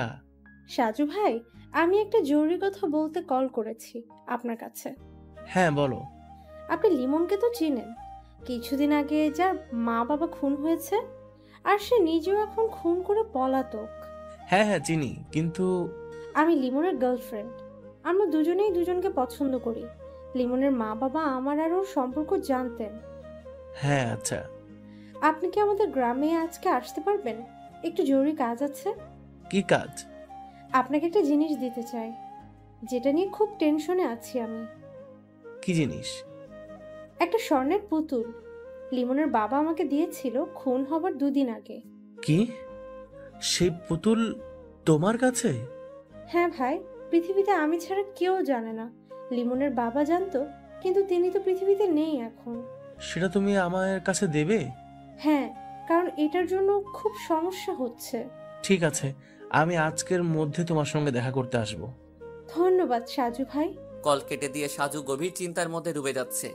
সোহাগী নামের মেয়েটা সত্যি বলছে, নাকি তাকে ফাঁসানোর জন্য কেউ কিছু প্ল্যান করেছে? চায়ের কাপ হাতে নিয়ে দাঁড়িয়ে আছে লিমন। তার পিছনে দাঁড়িয়ে রাগান্বিত হয়ে নানা ধরনের প্রশ্ন করে যাচ্ছে নাসরিন। লিমন সবগুলো প্রশ্নের উত্তর না দিয়ে এড়িয়ে যাবার চেষ্টা করছে, কিন্তু নাসরিন তাকে কথা বলেই যাচ্ছে। কি হলো, চুপ করে আছো কেন? তোমাকে কিন্তু আমি ভালো ভেবেছিলাম, কিন্তু তুমিও ওদের কথা মতো খুন করতে গেলে। যথেষ্ট কারণ আছে। আমি লিমন কারণ ছাড়া কোনো কিছু করি না। কি কারণ জানতে পারি? ওর জন্যই আজকে আমি অপরাধী। সেদিন সেই রাতে তৌহিদ যদি এদের সাহায্য না করত, তবে তো এভাবে আমি ফেঁসে যেতাম না। টাকার লোভ সবারই থাকে। তোমার বন্ধু ভুল করেছে, কিন্তু তুমি মূল খুনিদের না মেরে তাদের সঙ্গে হাত মিলিয়ে নিজের বন্ধুকে খুন করলে। বেশ করেছি। তুমি একটু চুপ করবে? তোমাকে কিন্তু এরা ব্যবহার করছে, একদিন তোমাকেও তারা স্বার্থে মেরে ফেলবে। তবুও তার আগে আমার মা বাবার মৃত্যুর জন্য দায়ী লোকদের আমি খুন করতে চাই। তারপর যদি আমাকে তারা সরিয়ে দেয়, তাতে আমার কোনো আফসোস নেই। নিজেকে নিয়ে ভাবতে পারো না? কিছুদিন আগেও খুব স্বপ্ন দেখতাম। মা বাবার মৃত্যুর সঙ্গে সঙ্গে সব শেষ হয়ে গেছে। তাদেরকে যখন কবরে দাফন করলাম, তখনই মনে হয় সব স্বপ্ন দাফন হয়ে গেছে। তুমি কিন্তু আগের দুটো খুন করনি, তাই তুমি নির্দোষ প্রমাণ হতে পারতে। কিন্তু তোমার বন্ধুকে খুন করে এখন তুমি খুনি হয়ে গেলে। ভেবেছিলাম তোমাকে নিয়ে এই বন্দি থেকে বের হব, কিন্তু তুমি এখন যাও, বিরক্ত লাগছে। ভালো কথা কারোরই ভালো লাগে না। সবাই শুধু এই নর পিশাচদের দলে যোগ দেয়, কেউ তাদের বিরুদ্ধে রুখে দাঁড়ায় না। আর এইভাবেই ওরা দিনে দিনে অপরাধের পাহাড় করছে। একটা কথা বলবো? বলো। আমি আমার মা বাবার খুনিদের শেষ করে যদি এদেরকে শেষ করতে চাই, তাহলে কি তোমার সহযোগিতা পাবো? কিন্তু ততদিনে ওরা তোমাকেও সরিয়ে দেবে। ওরা যেভাবে পরিকল্পনা করবে, আমি তার ঠিক উল্টো পরিকল্পনা করব। আচ্ছা তুমি বলো তো, এদের বসের সঙ্গে এরা কিভাবে যোগাযোগ করে সব সময়? নিজাম ভাইয়ের সঙ্গে বসের সরাসরি যোগাযোগ, আর বাকি সবাই শুধু কলে কথা বলে আর লিখিত নোটিশ পায়। আচ্ছা ঠিক আছে। তোমাকে একটা কথা বলতে চাই লিমন। বলো। তুমি চাইলেই কিন্তু পালিয়ে যেতে পারবে, কারণ তোমাকে ওরা খুন করার জন্য বাইরে পাঠাবে। কিন্তু আমি চাইলেই পালাতে পারবো না, তাই যদি পারো তাহলে আমাকে মুক্ত করে দিও। আমি চেষ্টা করব, তবে আমার প্রধান লক্ষ্য আমার মা বাবার খুনিরা। সামান্য একটা স্বর্ণের পুতুলের জন্য সবকিছু যেন খুবই রহস্যময় হয়ে গেছে। হতে পারে সাধুর কাছে যেটা সামান্য, সেটা অন্যের কাছে অসামান্য হতে পারে, কিংবা অন্য কিছু। রাজু আসলো একটু পরে। সাজু তখনও নিজের রুমের বারান্দায় বসে আছে। রাজু আসতেই সে তাকে বলল, কি খবর রাজু? তোমাকে মনে মনে স্মরণ করি আর তুমি এসে হাজির। আলহামদুলিল্লাহ ভাই, কিন্তু আমাকে হঠাৎ করে খুঁজছিলেন? হ্যাঁ, একটা কাজ করে দিতে হবে।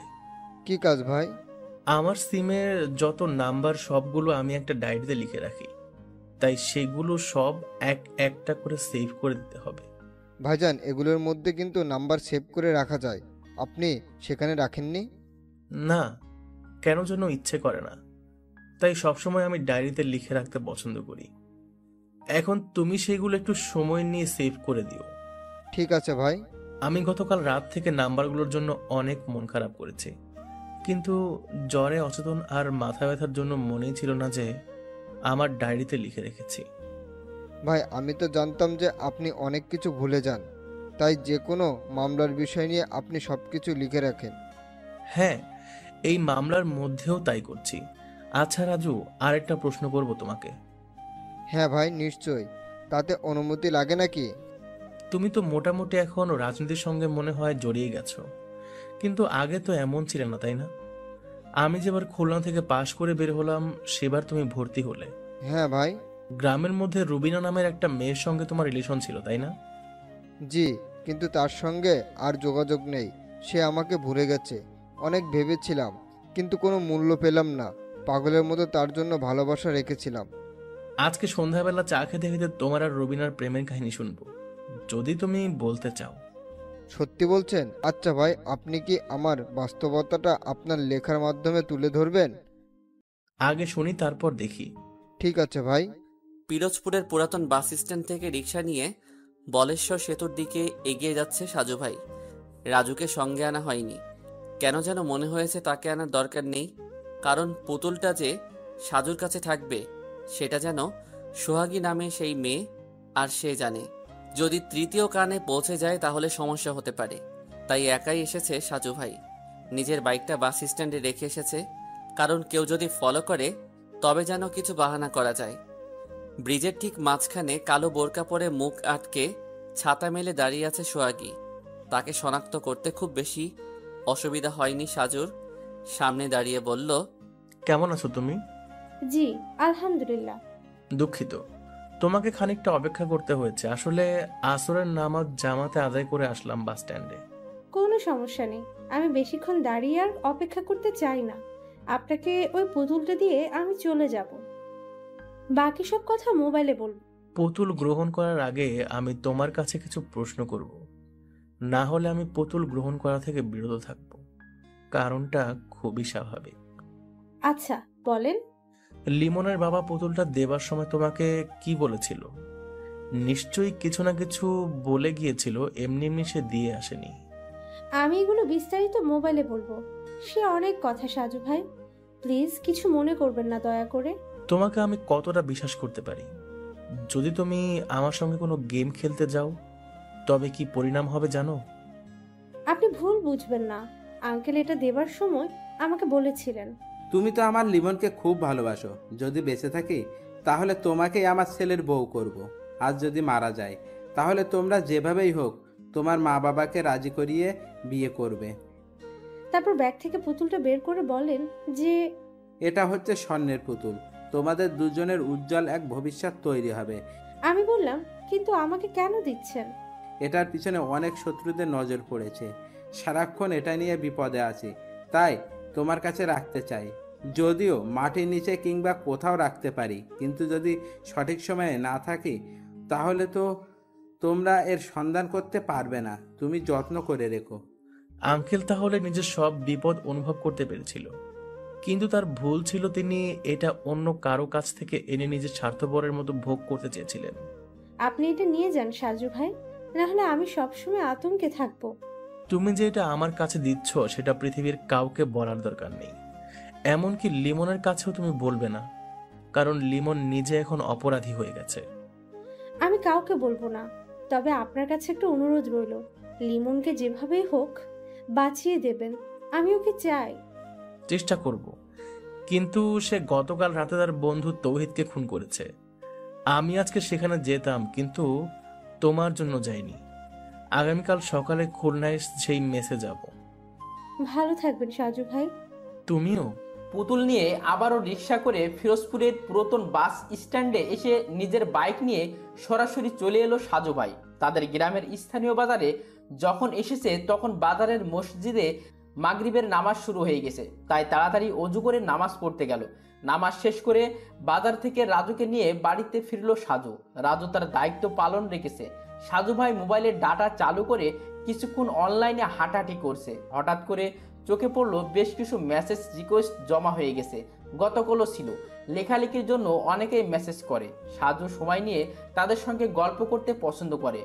অনেকে অনেক কিছু জিজ্ঞেস করে। সাজুর রিলেশনশিপ স্ট্যাটাস ডিভোর্স দেখে অনেক প্রশ্ন করে। সাজুর সে জবাব দিতে মাঝে মাঝে খুব বিরক্ত লাগে, তবুও সে যতটুকু সম্ভব রিপ্লাই করে। এক এক করে মেসেজ রিকোয়েস্ট চেক করে হঠাৎ সাদিকুল ইসলাম তৌহিদ আইডি থেকে থমকে গেল। অনেক মেসেজ দিয়েছে, তাও 26 ঘন্টা আগে, তার মানে গতকাল সন্ধ্যাবেলা। সাজু ভাই হঠাৎ করে লাইন কেটে গেল আর আপনার নাম্বার বন্ধ আপনার কাছে, তাই মেসেজ করতে বাধ্য হলাম। আশা করি আপনার দৃষ্টিতে পড়বে। আমি ভুল করেছি সাজু ভাই। সেদিন রাতে লিমন মন্ডুল ভাইয়ের বাসায় মাটি খুঁড়ে বের হয়নি, আমি মাটি খুঁড়ে বের হয়েছিলাম। তবে তার আগেই লিমনকে অজ্ঞান করেছিলাম, আর সবকিছুর ব্যবস্থা করেছিল বাইরে থেকে অজ্ঞাত 3টা মানুষ। আমি তাদের চিনি না, কিন্তু আমার ছাত্র জীবনে 5 লাখ টাকার মালিক হবার লোভ সংবরণ করতে পারিনি, যার জন্য এখন জীবন নিয়ে ঝুঁকিতেছি। তাই নিজের খানিকটা ভুলের কারণে লিমন বিপদে পড়েছে, আর আমি হলাম পাপী। মনির ভাইকে খুন করেছে বাইরের কিছু মানুষ, আর লিমন তখন অজ্ঞান ছিল। খুনের মধ্যে লিমনের এলাকার চেয়ারম্যান সাহেবের হাত আছে। আর বাকিটা শেষ করার আগেই সাজুর দাদি মোবাইল টান দিয়ে নিয়ে গেল। সাজু অসহায় হয়ে তাকিয়ে রইল, আর দাদি বলল, কতক্ষণ ধরে চা খেতে ডাকছি, সব সময় শুধু মাথা ব্যথা বলে চেঁচামেচি করো, আর মোবাইলের দিকে এত তাকিয়ে থাকো কেন? তাড়াতাড়ি চা শেষ করো, না হলে ঠান্ডা হয়ে যাবে। গুরুত্বপূর্ণ একটা খবর পড়ছি দাদি। আগে চা, তারপর গুরুত্বপূর্ণ সব কিছু। বাধ্য হয়ে সাজু ভাই সামনে রাখা প্লেট থেকে 2টো বিস্কুট তুলে নিল। রাজুর দিকে তাকিয়ে বলল, শুরু করো রাজু। এদিকে মাগরিবের একটু পরে নিজের বিছানায় শুয়েছিল লিমন, আর তখনই নিজামুদ্দিন রুমের মধ্যে প্রবেশ করলো। লিমন আস্তে করে বিছানায় উঠে বসলো। নিজামুদ্দিন বলল, আজকে রাতে তোমার এলাকার চেয়ারম্যানকে চিরনিদ্রায় শায়িত করতে হবে। তিনিও তোমার মা বাবার সঙ্গে জড়িত। তোমাকে চেয়ারম্যান বাড়ি পর্যন্ত পৌঁছে দেওয়া হবে। তারপর তুমি কিভাবে খুন করে ফিরে আসবে সেটা তোমার দায়িত্ব। আর যদি উল্টোপাল্টা কিছু করো তাহলে কিন্তু তোমার জন্য জেলের দরজা খোলা। লিমন শুধু বলল, চেয়ারম্যানকেও খুন করতে হবে? হ্যাঁ, চেয়ারম্যানকে খুন করতে হবে, না হলে তো তোমার মা বাবার মৃত্যুর জন্য দায়ী অপরাধীদের শাস্তি সম্পন্ন হবে না। তুমি তো নিজের হাতে খুনের সঙ্গে জড়িত সবাইকে খুন করতে চাও, আর সেই ব্যবস্থা আমরা তোমাকে করে দিচ্ছি। কিন্তু এত কিছু করে আপনাদের লাভ কি? আমি আপনাদের কেউ না, কিন্তু তবুও আপনারা আমার সহযোগিতা করছেন কেন? পৃথিবীতে স্বার্থ ছাড়া কেউ কিছু করে না। বাচ্চা যদি কান্না না করে তবে কিন্তু মা কখনো দুধ পান করায় না। হ্যাঁ, আমাদের কিছু স্বার্থ আছে। কিসের স্বার্থ আমি কি জানতে পারি? তোমার বাবার কাছে একটা স্বর্ণের পুতুল ছিল, সেটা এখন কোথায় আছে সেই তথ্য তোমাকে খুঁজে বের করতে হবে। তবে সেটা এখন নয়, তুমি আগে তোমার মা বাবার মৃত্যুর জন্য দায়ী সকল অপরাধী খুন করবা, তারপর। একের পর এক হত্যা করাচ্ছেন আপনারা। তবে আমি নিশ্চিত এদের সঙ্গে আপনাদের ব্যক্তিগত কিছু ঝামেলা হয়েছে। তুমি কিন্তু বেশি কথা বলো। ভুলে যেও না, যদি তোমাকে পুলিশে ধরিয়ে দেই তাহলে কিন্তু তোমার ফাঁসি হবে। তাই বেশি কৌতূহল না করে চুপচাপ যা বলা হয়েছে তাই করো। আমাদের কাজ শেষ হলে আমরা তোমাকে দেশ ছাড়তে সাহায্য করব। বিশ্বাস হয় না? কেন? আমি পুরোপুরি নিশ্চিত যে আপনারা সব কাজ শেষ হলে আমাকেও শেষ করবেন। আপনি বা আপনার বস খুব ভালো খেলোয়াড়। নিজেদের স্বার্থের জন্য যখন যাকে দরকার তাকে ব্যবহার করেন, কিন্তু পরে ঠিকই তাদের সরিয়ে দেন এই পৃথিবী থেকে অনেক দূরে। কি বলতে চাও তুমি? কিছু না। তৌহিদকে খুন করে আমার অনেক খারাপ লেগেছে। ও ছিল আমার সবচেয়ে ভালো একটা বন্ধু। কিন্তু সে তোমার সঙ্গে বেইমানি করছে। কিন্তু তার কোনো প্রমাণ নেই। আপনার কথার উপর ভিত্তি করে তাকে হত্যা করেছি। এখন চেয়ারম্যানকেও ঠিক সেইভাবে হত্যা করা হবে, এবং তার আগে তার মুখ দিয়ে পুতুলের বিষয়ে কিছু জানে নাকি সেটা জিজ্ঞেস করবে। আচ্ছা ঠিক আছে, আমি জানি আমার খুবই করুণ পরিণতি হবে সামনে। যদি আপনাদের কথা মেনে চলি তাহলে দিন দিন খুনের পরিমাণ বৃদ্ধি পাবে। আর যদি কথা না শুনি তাহলে তো আমি হব আইনের চোখে অপরাধী। তাই যতদিন বাঁচি ততদিনও খুনিদের শেষ করতে চাই। তারপর যা হবার হোক। তৈরি থেকো। নিজামুদ্দিন রুম থেকে বের হয়ে গেল। এতক্ষণ দরজার আড়ালে দাঁড়িয়ে সবকিছু শুনছিল সেই নাসরিন। লিমনের কথাগুলো শুনে তার চোখ দিয়ে পানি বেয়ে পড়ছে। নিজাম চলে যাওয়ার পরে সে রুমের মধ্যে ঢুকে লিমনের দিকে তাকিয়ে রইল কিছুক্ষণ। কিছু বলবে? অনেক কিছু বলতে চাই। আমি বললেই কি তুমি আমার কথা শুনবে? বলে তো দেখতে পারো, তাই না?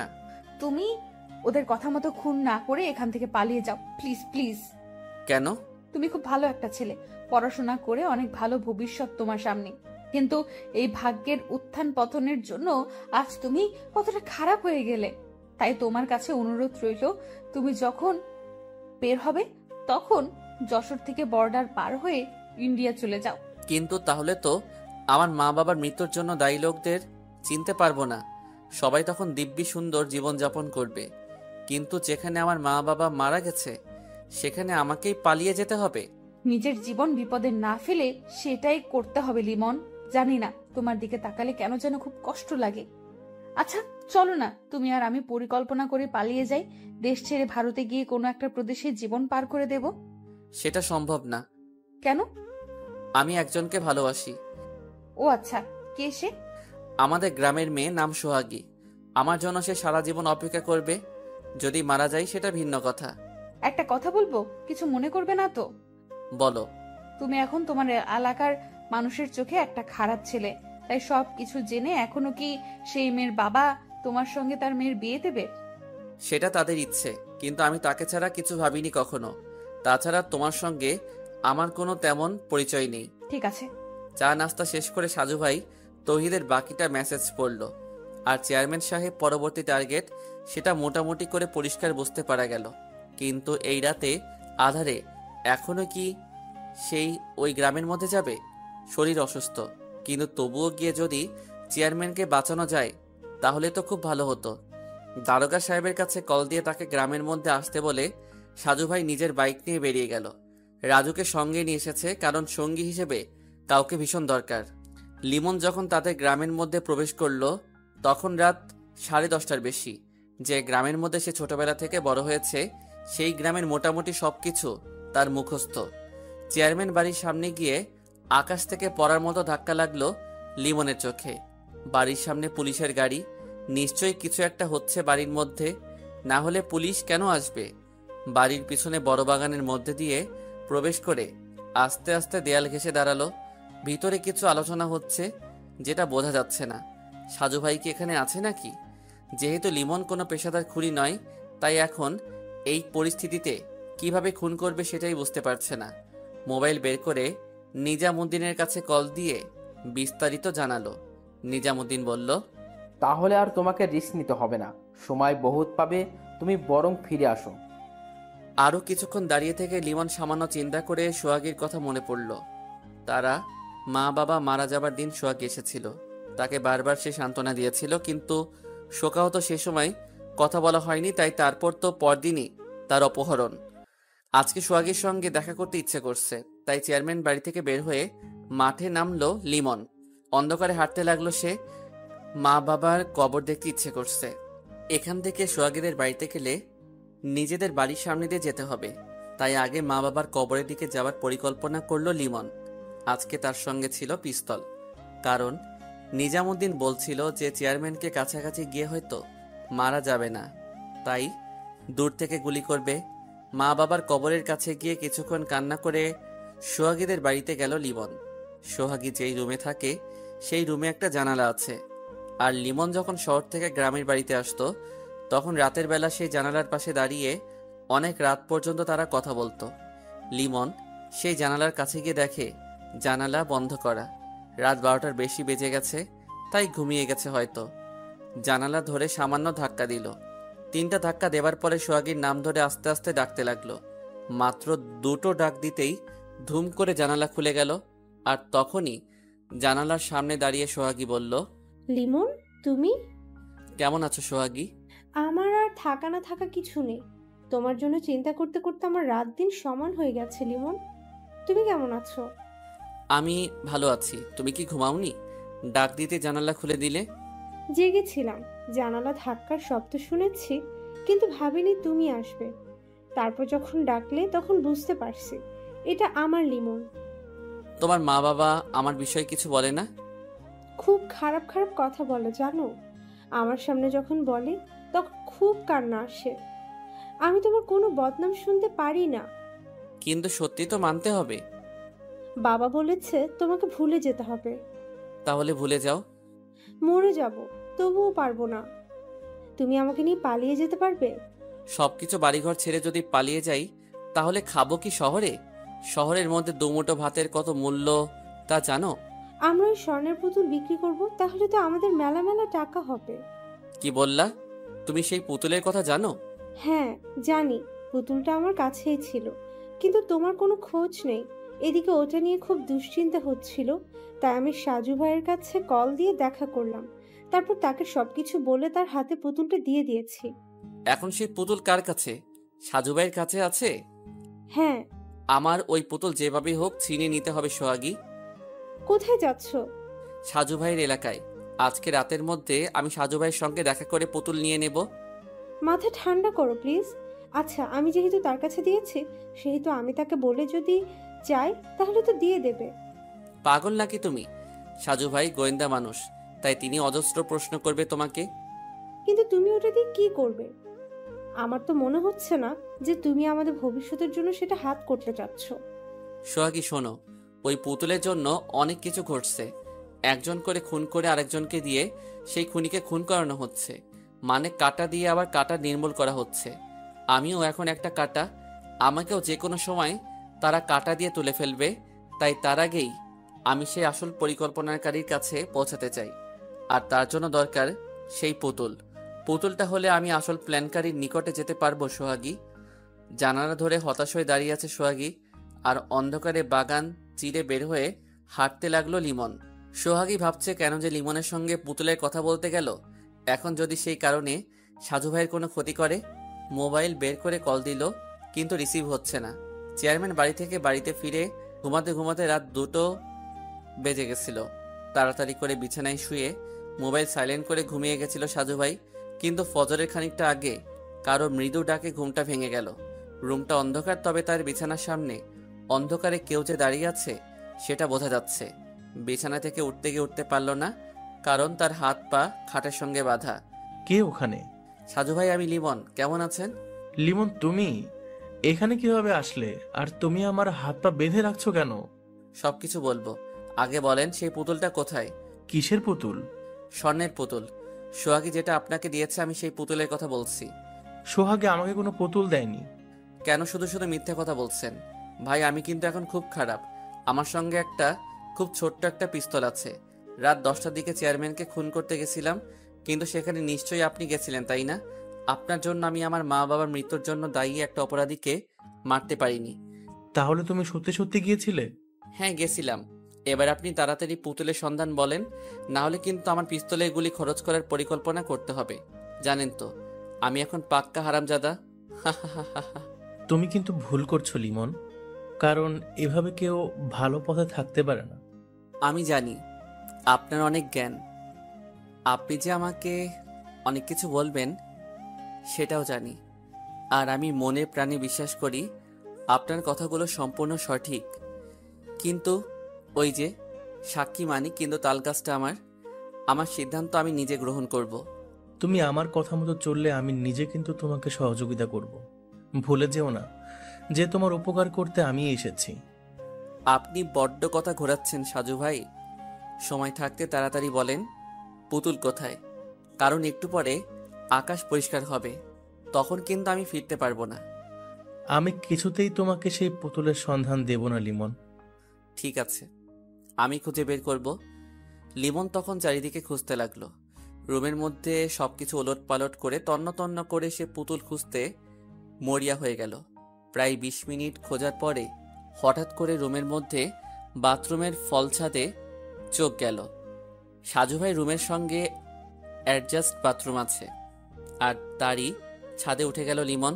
তারপর একটু পরে সেখান থেকে কালো কাপড়ে মোড়ানো পুতুলটা নিয়ে বেরিয়ে এলো লিমন। খবরদার, ওটা তুমি সঙ্গে করে নেবে না, তাহলে কিন্তু আমার চেয়ে বেশি খারাপ আর কেউ হবে না। আচ্ছা ঠিক আছে সাজু ভাই, আপনি যা ইচ্ছে তাই করতে পারেন। একটা কথা বলবো লিমন? বলেন ভাই। পুতুলটা রেখে যাও। আসি ভাই, বেয়াদবি ক্ষমা করবেন, আর আমার অপরাধ নিবেন না। সাজু ভাইকে সেভাবেই বেঁধে রেখে রুম থেকে বের হয়ে গেল লিমন। ড্রয়িং রুমে সাজুর দাদা এখনো বসে আছে। লিমন তাকে দেখে বলল, ধন্যবাদ দাদু। ভূত দেখার মতো চমকে গেল লিমন। তারপর বলল, কে আপনি? আর ঘরের মধ্যে কিভাবে প্রবেশ করলেন আপনি? আপনি একটু আগে বাইরে গেলেন, তখনই আমি ঢুকেছি, আর সেজন্য আপনাকে অনেক ধন্যবাদ। আপনি বরং তাড়াতাড়ি গিয়ে সাজু ভাইয়ের বাঁধন খুলে দেন। তাকে বেঁধে রেখেছি, কিন্তু সত্যি বলছি কোনো ক্ষতি করিনি। হাতে পিস্তল ঘোরাতে ঘোরাতে দরজা খুলে বের হয়ে গেল লিমন। আর সোফা চেয়ার থেকে লাফ দিয়ে উঠেই সাজুর রুমে গেল দাদা। রুমের মধ্যে গিয়ে তাড়াতাড়ি কান্নাজড়িত কণ্ঠে বাঁধন খুলতে লাগলো। হাতের বাঁধন থেকে মুক্তি পেয়ে সাজু ভাই বাড়ির সামনে গিয়ে চুপচাপ দাঁড়িয়ে রইল। ছোট্ট একটা মুচকি হাসি দিয়ে আস্তে আস্তে রুমে প্রবেশ করলো। সাজুর মুখের হাসি দেখে অবাক হয়ে তাকিয়ে রইল তার দাদা। ফজরের নামাজ পড়ে সাজু ভাই মোবাইল বের করে দারোগার কাছে কল দিল। দারোগা সাহেব নিজেও তখন ফজরের নামাজ পড়ে মাত্র চায়ের জন্য বসে অপেক্ষা করছিল। আসসালামু আলাইকুম সাজু সাহেব। জি ওয়ালাইকুম আসসালাম। কেমন আছেন দারোগা সাহেব? গতকাল রাতে বাসায় ফিরতে তো রাত পেরিয়ে গেল, চোখে এখনো ঘুম টলমল করে। কিন্তু ভাই, আপনি তো বলেছিলেন যে লিমন নাকি আসার সম্ভাবনা আছে, কিন্তু কই? লিমন এসেছিল দারোগা সাহেব। বলেন কি, কখন? আর চেয়ারম্যান এখন ঠিক আছে তো? হ্যাঁ, কারণ লিমন চেয়ারম্যান বাড়িতে যায়নি। সে আমাদের উপস্থিতি জানতে পেরেছে, তাই সেখানে গিয়ে নিজের বিপদ ডাকেনি। যাক, আলহামদুলিল্লাহ। পুতুলটা আমি রক্ষা করতে পারিনি দারোগা সাহেব, আমি ব্যর্থ হয়েছি। কিসের পুতুল? সে স্বর্ণের পুতুল নাকি? হ্যাঁ দারোগা সাহেব, লিমনের বাবা সেই পুতুল মৃত্যুর 2 দিন আগে লিমনের গার্লফ্রেন্ড সোহাগের কাছে দিয়ে গিয়েছিল। সোহাগী সেদিন আমাকে সেই পুতুল দিয়েছিল। আমি কাউকে কিছু বলিনি, কারণ আমি অনুসন্ধান করছিলাম। তারপর? আজকে ফজরের কিছুক্ষণ পূর্বে আমার দাদা বাহিরে বের হয়েছিল, তখন দরজা খোলা দেখে লিমন প্রবেশ করেছে। আপনার দাদা তখন কেন বের হয়েছে? আর আপনি ঠিক আছেন তো? আমি ঠিক আছি। দাদার একটা গাভী আছে, গতকাল বিকেল থেকে ওটা নাকি কেমন কেমন করছিল। শেষ রাতের দিকে গাভীর 3-4টা ডাক কানে যেতেই দাদা বের হয়ে গেল। পুতুলটা দিয়ে সে কি করবে? সেটাও বুঝতে পারেন না? আচ্ছা বাদ দেন। আর আপনাকে তৈরি থাকতে হবে। আমি যখনই ডাক দেব তখন আপনার বাহিনী নিয়ে আমার সঙ্গে যেতে হবে। আমরা মোটামুটি আসল খুনির নিকট ঘেঁষে দাঁড়াবার অপেক্ষায় আছি। সত্যি বলছেন আপনি? সত্যি সত্যি সত্যি। কথাটা শুনে অনেক ভালো লাগছে। রাখলাম তাহলে। বেলা 10টার দিকে লিমন সোহাগীর কাছে কল দিয়ে বলল, আমি যদি তোমাকে নিয়ে পালিয়ে যাই তাহলে কি আমার সঙ্গে যাবে? 100 বার যাব। সত্যি আমাকে নিবে? হ্যাঁ সোহাগী, আমি সাজু ভাইয়ের কাছ থেকে সেই পুতুল নিয়ে এসেছি। তুমি সব সময় শুধু তৈরি থাকবে। যে কোনো সময় আমরা দুজন মিলে এই শহর গ্রাম ছেড়ে বহু দূর চলে যাব। তুমি এখন কোথায়? যেখানে ছিলাম, যাদের কথায় তৌহিদকে খুন করেছি, সেই তাদের কাছে আছি। ওরা তোমাকে কিছু করবে না তো? জানি না, তবে করতে পারে। কারণ সেই পুতুল যেহেতু আমার কাছে, তাই বিপদ আমার পাশেই ঘোরাঘুরি করবে। কেন ওদের কাছে ফিরে গেলে? কিছু অসমাপ্ত কাজ এখনো বাকি আছে, তাই সেগুলো শেষ করতে হবে। কবে শেষ হবে? আমি পুতুল নিয়ে এসেছি, সেটা শুনে নিশ্চয়ই আসল গুটিবাজ সামনে আসতে পারে। তখন নিজের জীবনের পরোয়া না করে ওকে তো আমি বিনাশ করবই করব। সাবধানে থেকো, আমার খুব ভয় করছে। রুমের মধ্যে বিছানায় শুয়ে আছে লিমন। গতকাল রাতে ঘুমাতে পারিনি, তাই চোখ ভর্তি ঘুম ঘনিয়ে আসছে। চোখের উপর হাত দিয়ে বিছানায় শুয়েছিল। এমন সময় রুমের মধ্যে নিজামুদ্দিন ও আরো 4 জন প্রবেশ করলো। তুমি নাকি পুতুল নিয়ে আসছো লিমন? সেই পুতুল কোথায়? আপনি জানলেন কিভাবে? তোমার কি ধারণা যে আমরা কোনো খবর রাখি না, তাই না? তা ঠিক আছে, কিন্তু কোনো কিন্তু নেই। বলো পুতুল কোথায়? লিমনের কাছে বারবার জিজ্ঞাসা করার পরও যখন পুতুলের হদিস পাওয়া গেল না, তখন নিজামুদ্দিনের আদেশে লিমনকে বাধা হলো। এতটা দ্রুত হয়ে গেল যে লিমন তার সঙ্গে থাকা পিস্তল ব্যবহার করা বা বের করার সুযোগ পেল না। বেলকুনিতে দাঁড়িয়ে গভীর মনোযোগ দিয়ে বাইরের বকুল গাছটার দিকে তাকিয়ে আছে সাজু ভাই। বকুল গাছটার ডালে একটা রঙিন পাখি। পাখির নামটা মনে আসছে না। রহস্যের গন্ধ ক্রমেশ তার নাকের সামনে উপস্থিত, কিন্তু সবটা সাজিয়ে যে কিভাবে প্রকাশ করা যায় সেটাই ভাবছে। দাদু, একটা কথা জিজ্ঞেস করব? হ্যাঁ দাদা, করো। ভোরবেলা ওই ছেলেটার পিছনে বাইক নিয়ে না গিয়ে মুস্কি হাসি দিয়ে বসে রইলি কেন? দাদা যান, ওই ছেলে একটা স্বর্ণের পুতুল নিতে এসেছিল আমার কাছে। কি? হ্যাঁ, সেদিন লিমনের নানা যেই পুতুলের কথা বলেছিল সেটা আমার কাছে ছিল।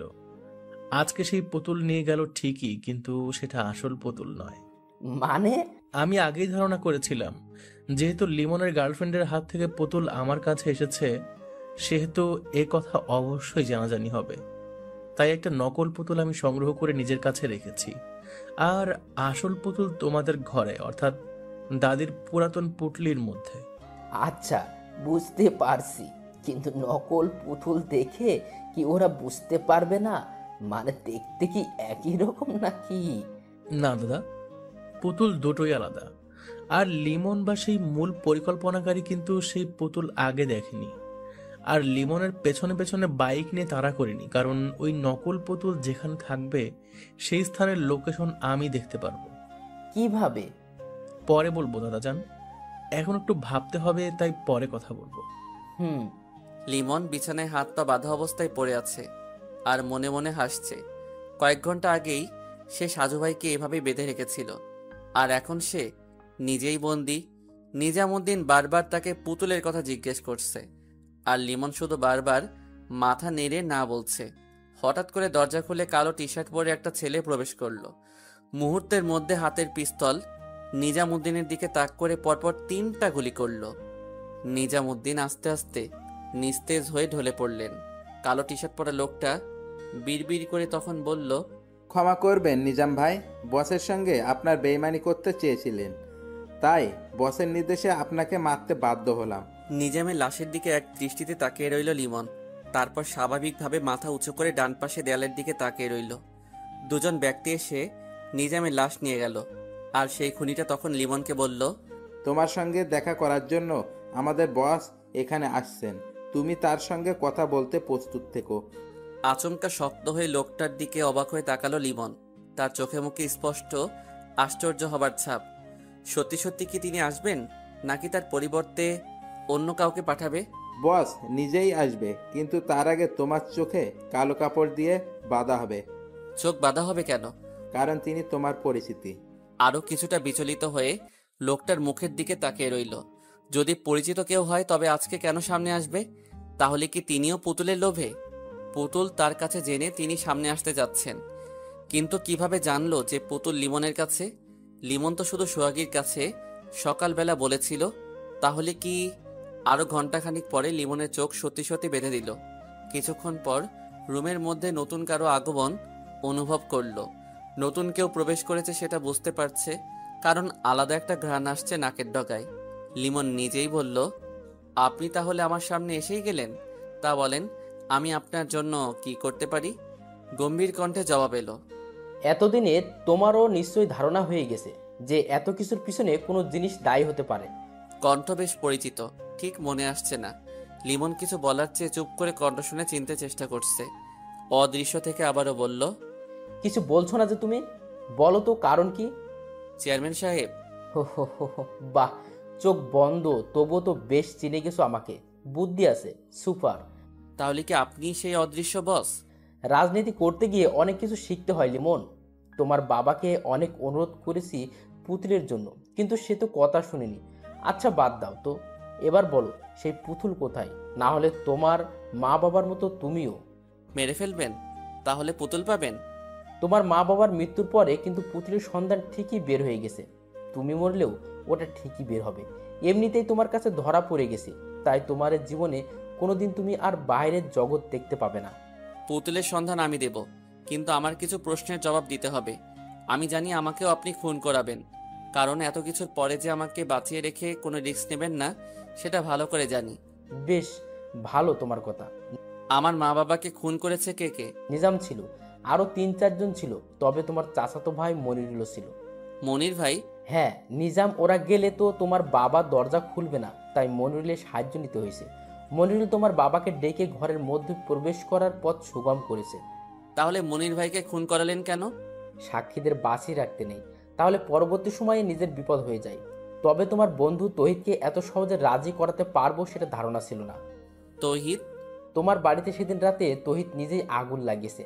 কথা ছিল তোমাকে সেখানে পুড়িয়ে ফেলা, কিন্তু তোমার আরেকটা বন্ধু আগে জাগ্রত হয়ে গেছিল, তাই তহিদ নিজেই চিৎকার করেছিল। তারপর মনিরুলের বাড়িতে তোমাকে অজ্ঞান করে মনিরুল খুন করে আমার লোকে আর দোষ হয়ে যায় তোমার বাবার কবরের কাছে। সরি আব্বাজান, চিরকুট লিখে দিলাম। লিমন চুপচাপ। এবার বলো পুতুল কোথায়? তহিদ বেইমানি করেছে আমার সঙ্গে, কিন্তু সে তো আপনার কথা মতো চলছিল। 5 লাখ টাকার লোভ দিছিলাম, আর তহিদ নিজে ভয় পেয়েছে সাজু সাহেবকে দেখে, কিন্তু এ পরিকল্পনার মধ্যে সাজু সাহেব কিছুই করতে পারে নাই। সাজু ভাই খুবই অসুস্থ, না হলে ঠিকই এতদিনে সবকিছু বের করতে পারতেন। গতকাল রাতে তার কাছ থেকে পুতুল আনতে গিয়ে বুঝতে পারছি। কথা বেশি হয়ে যাচ্ছে, বলো পুতুল কোথায়? শেষ প্রশ্ন, নিজামকে সরালেন কেন? তুমি গতকাল রাতে আমাকে খুন করার জন্য কেন গিয়েছিলে? নিজামউদ্দিন বলেছিল তাই? তাহলে এবার ভাবো, আমার লোক হয়ে নিজাম আমাকে খুন করার জন্য তোমাকে পাঠায়। তার পরিকল্পনা ছিল তোমাকে দিয়ে আমাকে হত্যা করতে চাইবে, তারপর সে পুতুলটা ভোগ দখল করবে। কিন্তু আমার সঙ্গে চালাকি। আপনি গতকাল রাতে সাজু ভাইয়ের জন্যই বেঁচে গেছেন, না হলে ঠিকই এখন লাশ হয়ে মরার খাটে থাকতেন। সামনে এমপি নির্বাচন করার ইচ্ছে করছে, তাই প্রচুর টাকার দরকার। এই সন্ত্রাসী গ্রুপের জন্য আমার মাসে মাসে অনেক খরচ। পুতুলটা বিক্রি করে আমি আমার স্বপ্নের দিকে এগিয়ে যাব। সে পথে কারো বাধা মানব না। সকালবেলা দারোগা যখন কল দিয়ে বলল যে তুমি নাকি পুতুল নিয়ে এসেছো সাজুর কাছ থেকে, তখন তো আমার আনন্দের সীমা নেই। ভুল পথে চললে কোনোদিন গন্তব্যে পৌঁছানো যায় না চেয়ারম্যান সাহেব। সঠিক পথে কষ্ট হলেও চলা উচিত, কারণ সেখানে সফলতা আছে। কিন্তু ভুল পথে যতটা সামনে যাবেন ততটাই কিন্তু ভুলের গভীরে তলিয়ে যাবেন। জ্ঞান হজম করার কোনো সময় নেই, তাড়াতাড়ি পুতুলের ঠিকানা। সম্পূর্ণ কথা শেষ হবার আগেই রুমের মধ্যে হুট করে কয়েকটা গুলি শব্দ হলো। রুমের মধ্যে হঠাৎ কেমন হট্টগোল হতে লাগলো। হাত পা বাঁধা লিমন কিছুই বুঝতে পারল না। রুমের মধ্যে যারা ছিল তাদের গোঙানির আওয়াজ শোনা যাচ্ছে, কিন্তু মারল কে? বেশিক্ষণ ভাবতে হলো না তার। ততক্ষণে নাসরিন তার চোখের কাপড় খুলে দিল। এরপর এক এক করে হাত পায়ের বাঁধন খুলে বলল, তাড়াতাড়ি পালাতে হবে, না হলে কিন্তু আবার কেউ আসতে পারে। রুমের মধ্যে 3টা লাশ পড়ে আছে। চেয়ারম্যান সাহেবের দিকে তাকিয়ে লিমন খানিকটা ভাবনার মধ্যে হারিয়ে গেল। নাসরিনের দিকে তাকিয়ে সে কৃতজ্ঞতা স্বীকার করলো। মা বাবার মৃত্যুর জন্য দায়ী সবাই শেষ। বাগেরহাট বাস স্ট্যান্ডে বাসের মধ্যে পাশাপাশি বসে আছে নাসরিন ও লিমন। লিমনের মুখে মাস্ক আর নাসরিন বোরকা পরিহিত। দুজনেই একসাথে খুলনার দিকে যাচ্ছে। প্রচুর পিপাসা অনুভূত হচ্ছে লিমনের। নাসরিন তার ব্যাগ থেকে পানির বোতল বের করে এগিয়ে দিয়ে বলল, বাসায় ফ্রিজে লেবুর শরবত বানানো ছিল, তাই নিয়ে আসলাম সঙ্গে করে। খাবে তুমি? খুব পিপাসা লেগেছে। তাহলে খাও। বাস চলছে, পাশাপাশি বসে আছে নাসরিন ও লিমন। বাসের ধাক্কায় কিংবা গতকাল রাতে ভালো ঘুম না হবার জন্য চোখ বন্ধ হয়ে যাচ্ছে। নাসরিনের কাঁধে মাথা রেখে ঘুমিয়ে গেল লিমন। শরীর বেশ দুর্বল মনে হচ্ছে। হঠাৎ করে ঘুমের মধ্যে সে শুনছে তার কানের কাছে নাসরিন ফিসফিস করে বলছে, এটা তোমার জীবনের শেষ ঘুম। তুমিও তোমার মা বাবার কাছে চলে যাচ্ছ। এতদিন পর আমি আমার পরিকল্পনায় সফল হলাম, কিন্তু আফসোসটা হচ্ছে নিজামকে ওরা মেরে ফেলেছে। লিমনে তখন চিৎকার করে কিছু বলতে ইচ্ছে করছে, কিন্তু পারছে না। বাস ভর্তি মানুষ নিয়ে এগিয়ে যাচ্ছে বাসটা। চারিদিকে কত মানুষ বসে কিংবা দাঁড়িয়ে, কিন্তু লিমন তাদের সাহায্য নিতে পারছে না। তার মানে নাসরিন নিজেও পুতুলটা আত্মসাৎ করতে চেয়েছে। নিজামুদ্দিন আর সে একসঙ্গে আলাদা পরিকল্পনা করেছে। লিমন যখন চোখ মেলে তাকালো তখন সে শুয়ে আছে হাসপাতালের বিছানায়। তার সামনেই বসে আছে সাজু ভাই। একজন পুলিশও দাঁড়িয়ে আছে সাজু ভাইয়ের সঙ্গে। কি খবর লিমন? জি ভাই, আপনি এখানে? তুমি আমাকে হাত পা বেঁধে রেখে আসছো বলে তো আমি পিছিয়ে যেতে পারি না, তাই না? কিন্তু আমি কিভাবে পৌঁছলাম? হ্যাঁ, নাসরিন মেয়েটা এখন পুলিশের কাছে বন্দি আছে। তোমাকেও গ্রেফতার করা হবে। জানি। তুমি কি নাসরিনের চালাকি বুঝতে পারো নাই? কি রকম? ঝড়ে আম পড়ে, আর সেই আম বাইরের কেউ কুড়াতে আসলে যেমন হয় সেরকম। মানে? তুমি যে পুতুল আমার কাছ থেকে এনেছিলে সেই পুতুলটা নকল। আসল পুতুল এখনো আমার কাছেই আছে। আমি ওই নকল পুতুলের মধ্যে লোকেশন ট্র্যাকিং করার ছোট্ট মেশিন সেট করে দিয়েছিলাম, যদিও সেটা আমার ঘরে বসে তৈরি করা ছিল ডিজিটাল হাতঘড়ির মাধ্যমে। তারপর থেকে অপেক্ষায় ছিলাম ওটা কোথায় থাকে সেটা জানার জন্য। কিন্তু তুমি তো চালাকি করে ওটা বাস স্ট্যান্ডের অদূরে ডাস্টবিনের পাশে লুকিয়ে রেখেছিলে। হ্যাঁ সাজু ভাই, আমার ইচ্ছা ছিল ওদের হত্যা করে পালিয়ে চলে যাব, তাই এখানে রেখে গেছিলাম। তারপর নাসরিনের সঙ্গে এসে পুতুল বের করে দুজনেই বাসে উঠে বসলাম। কিন্তু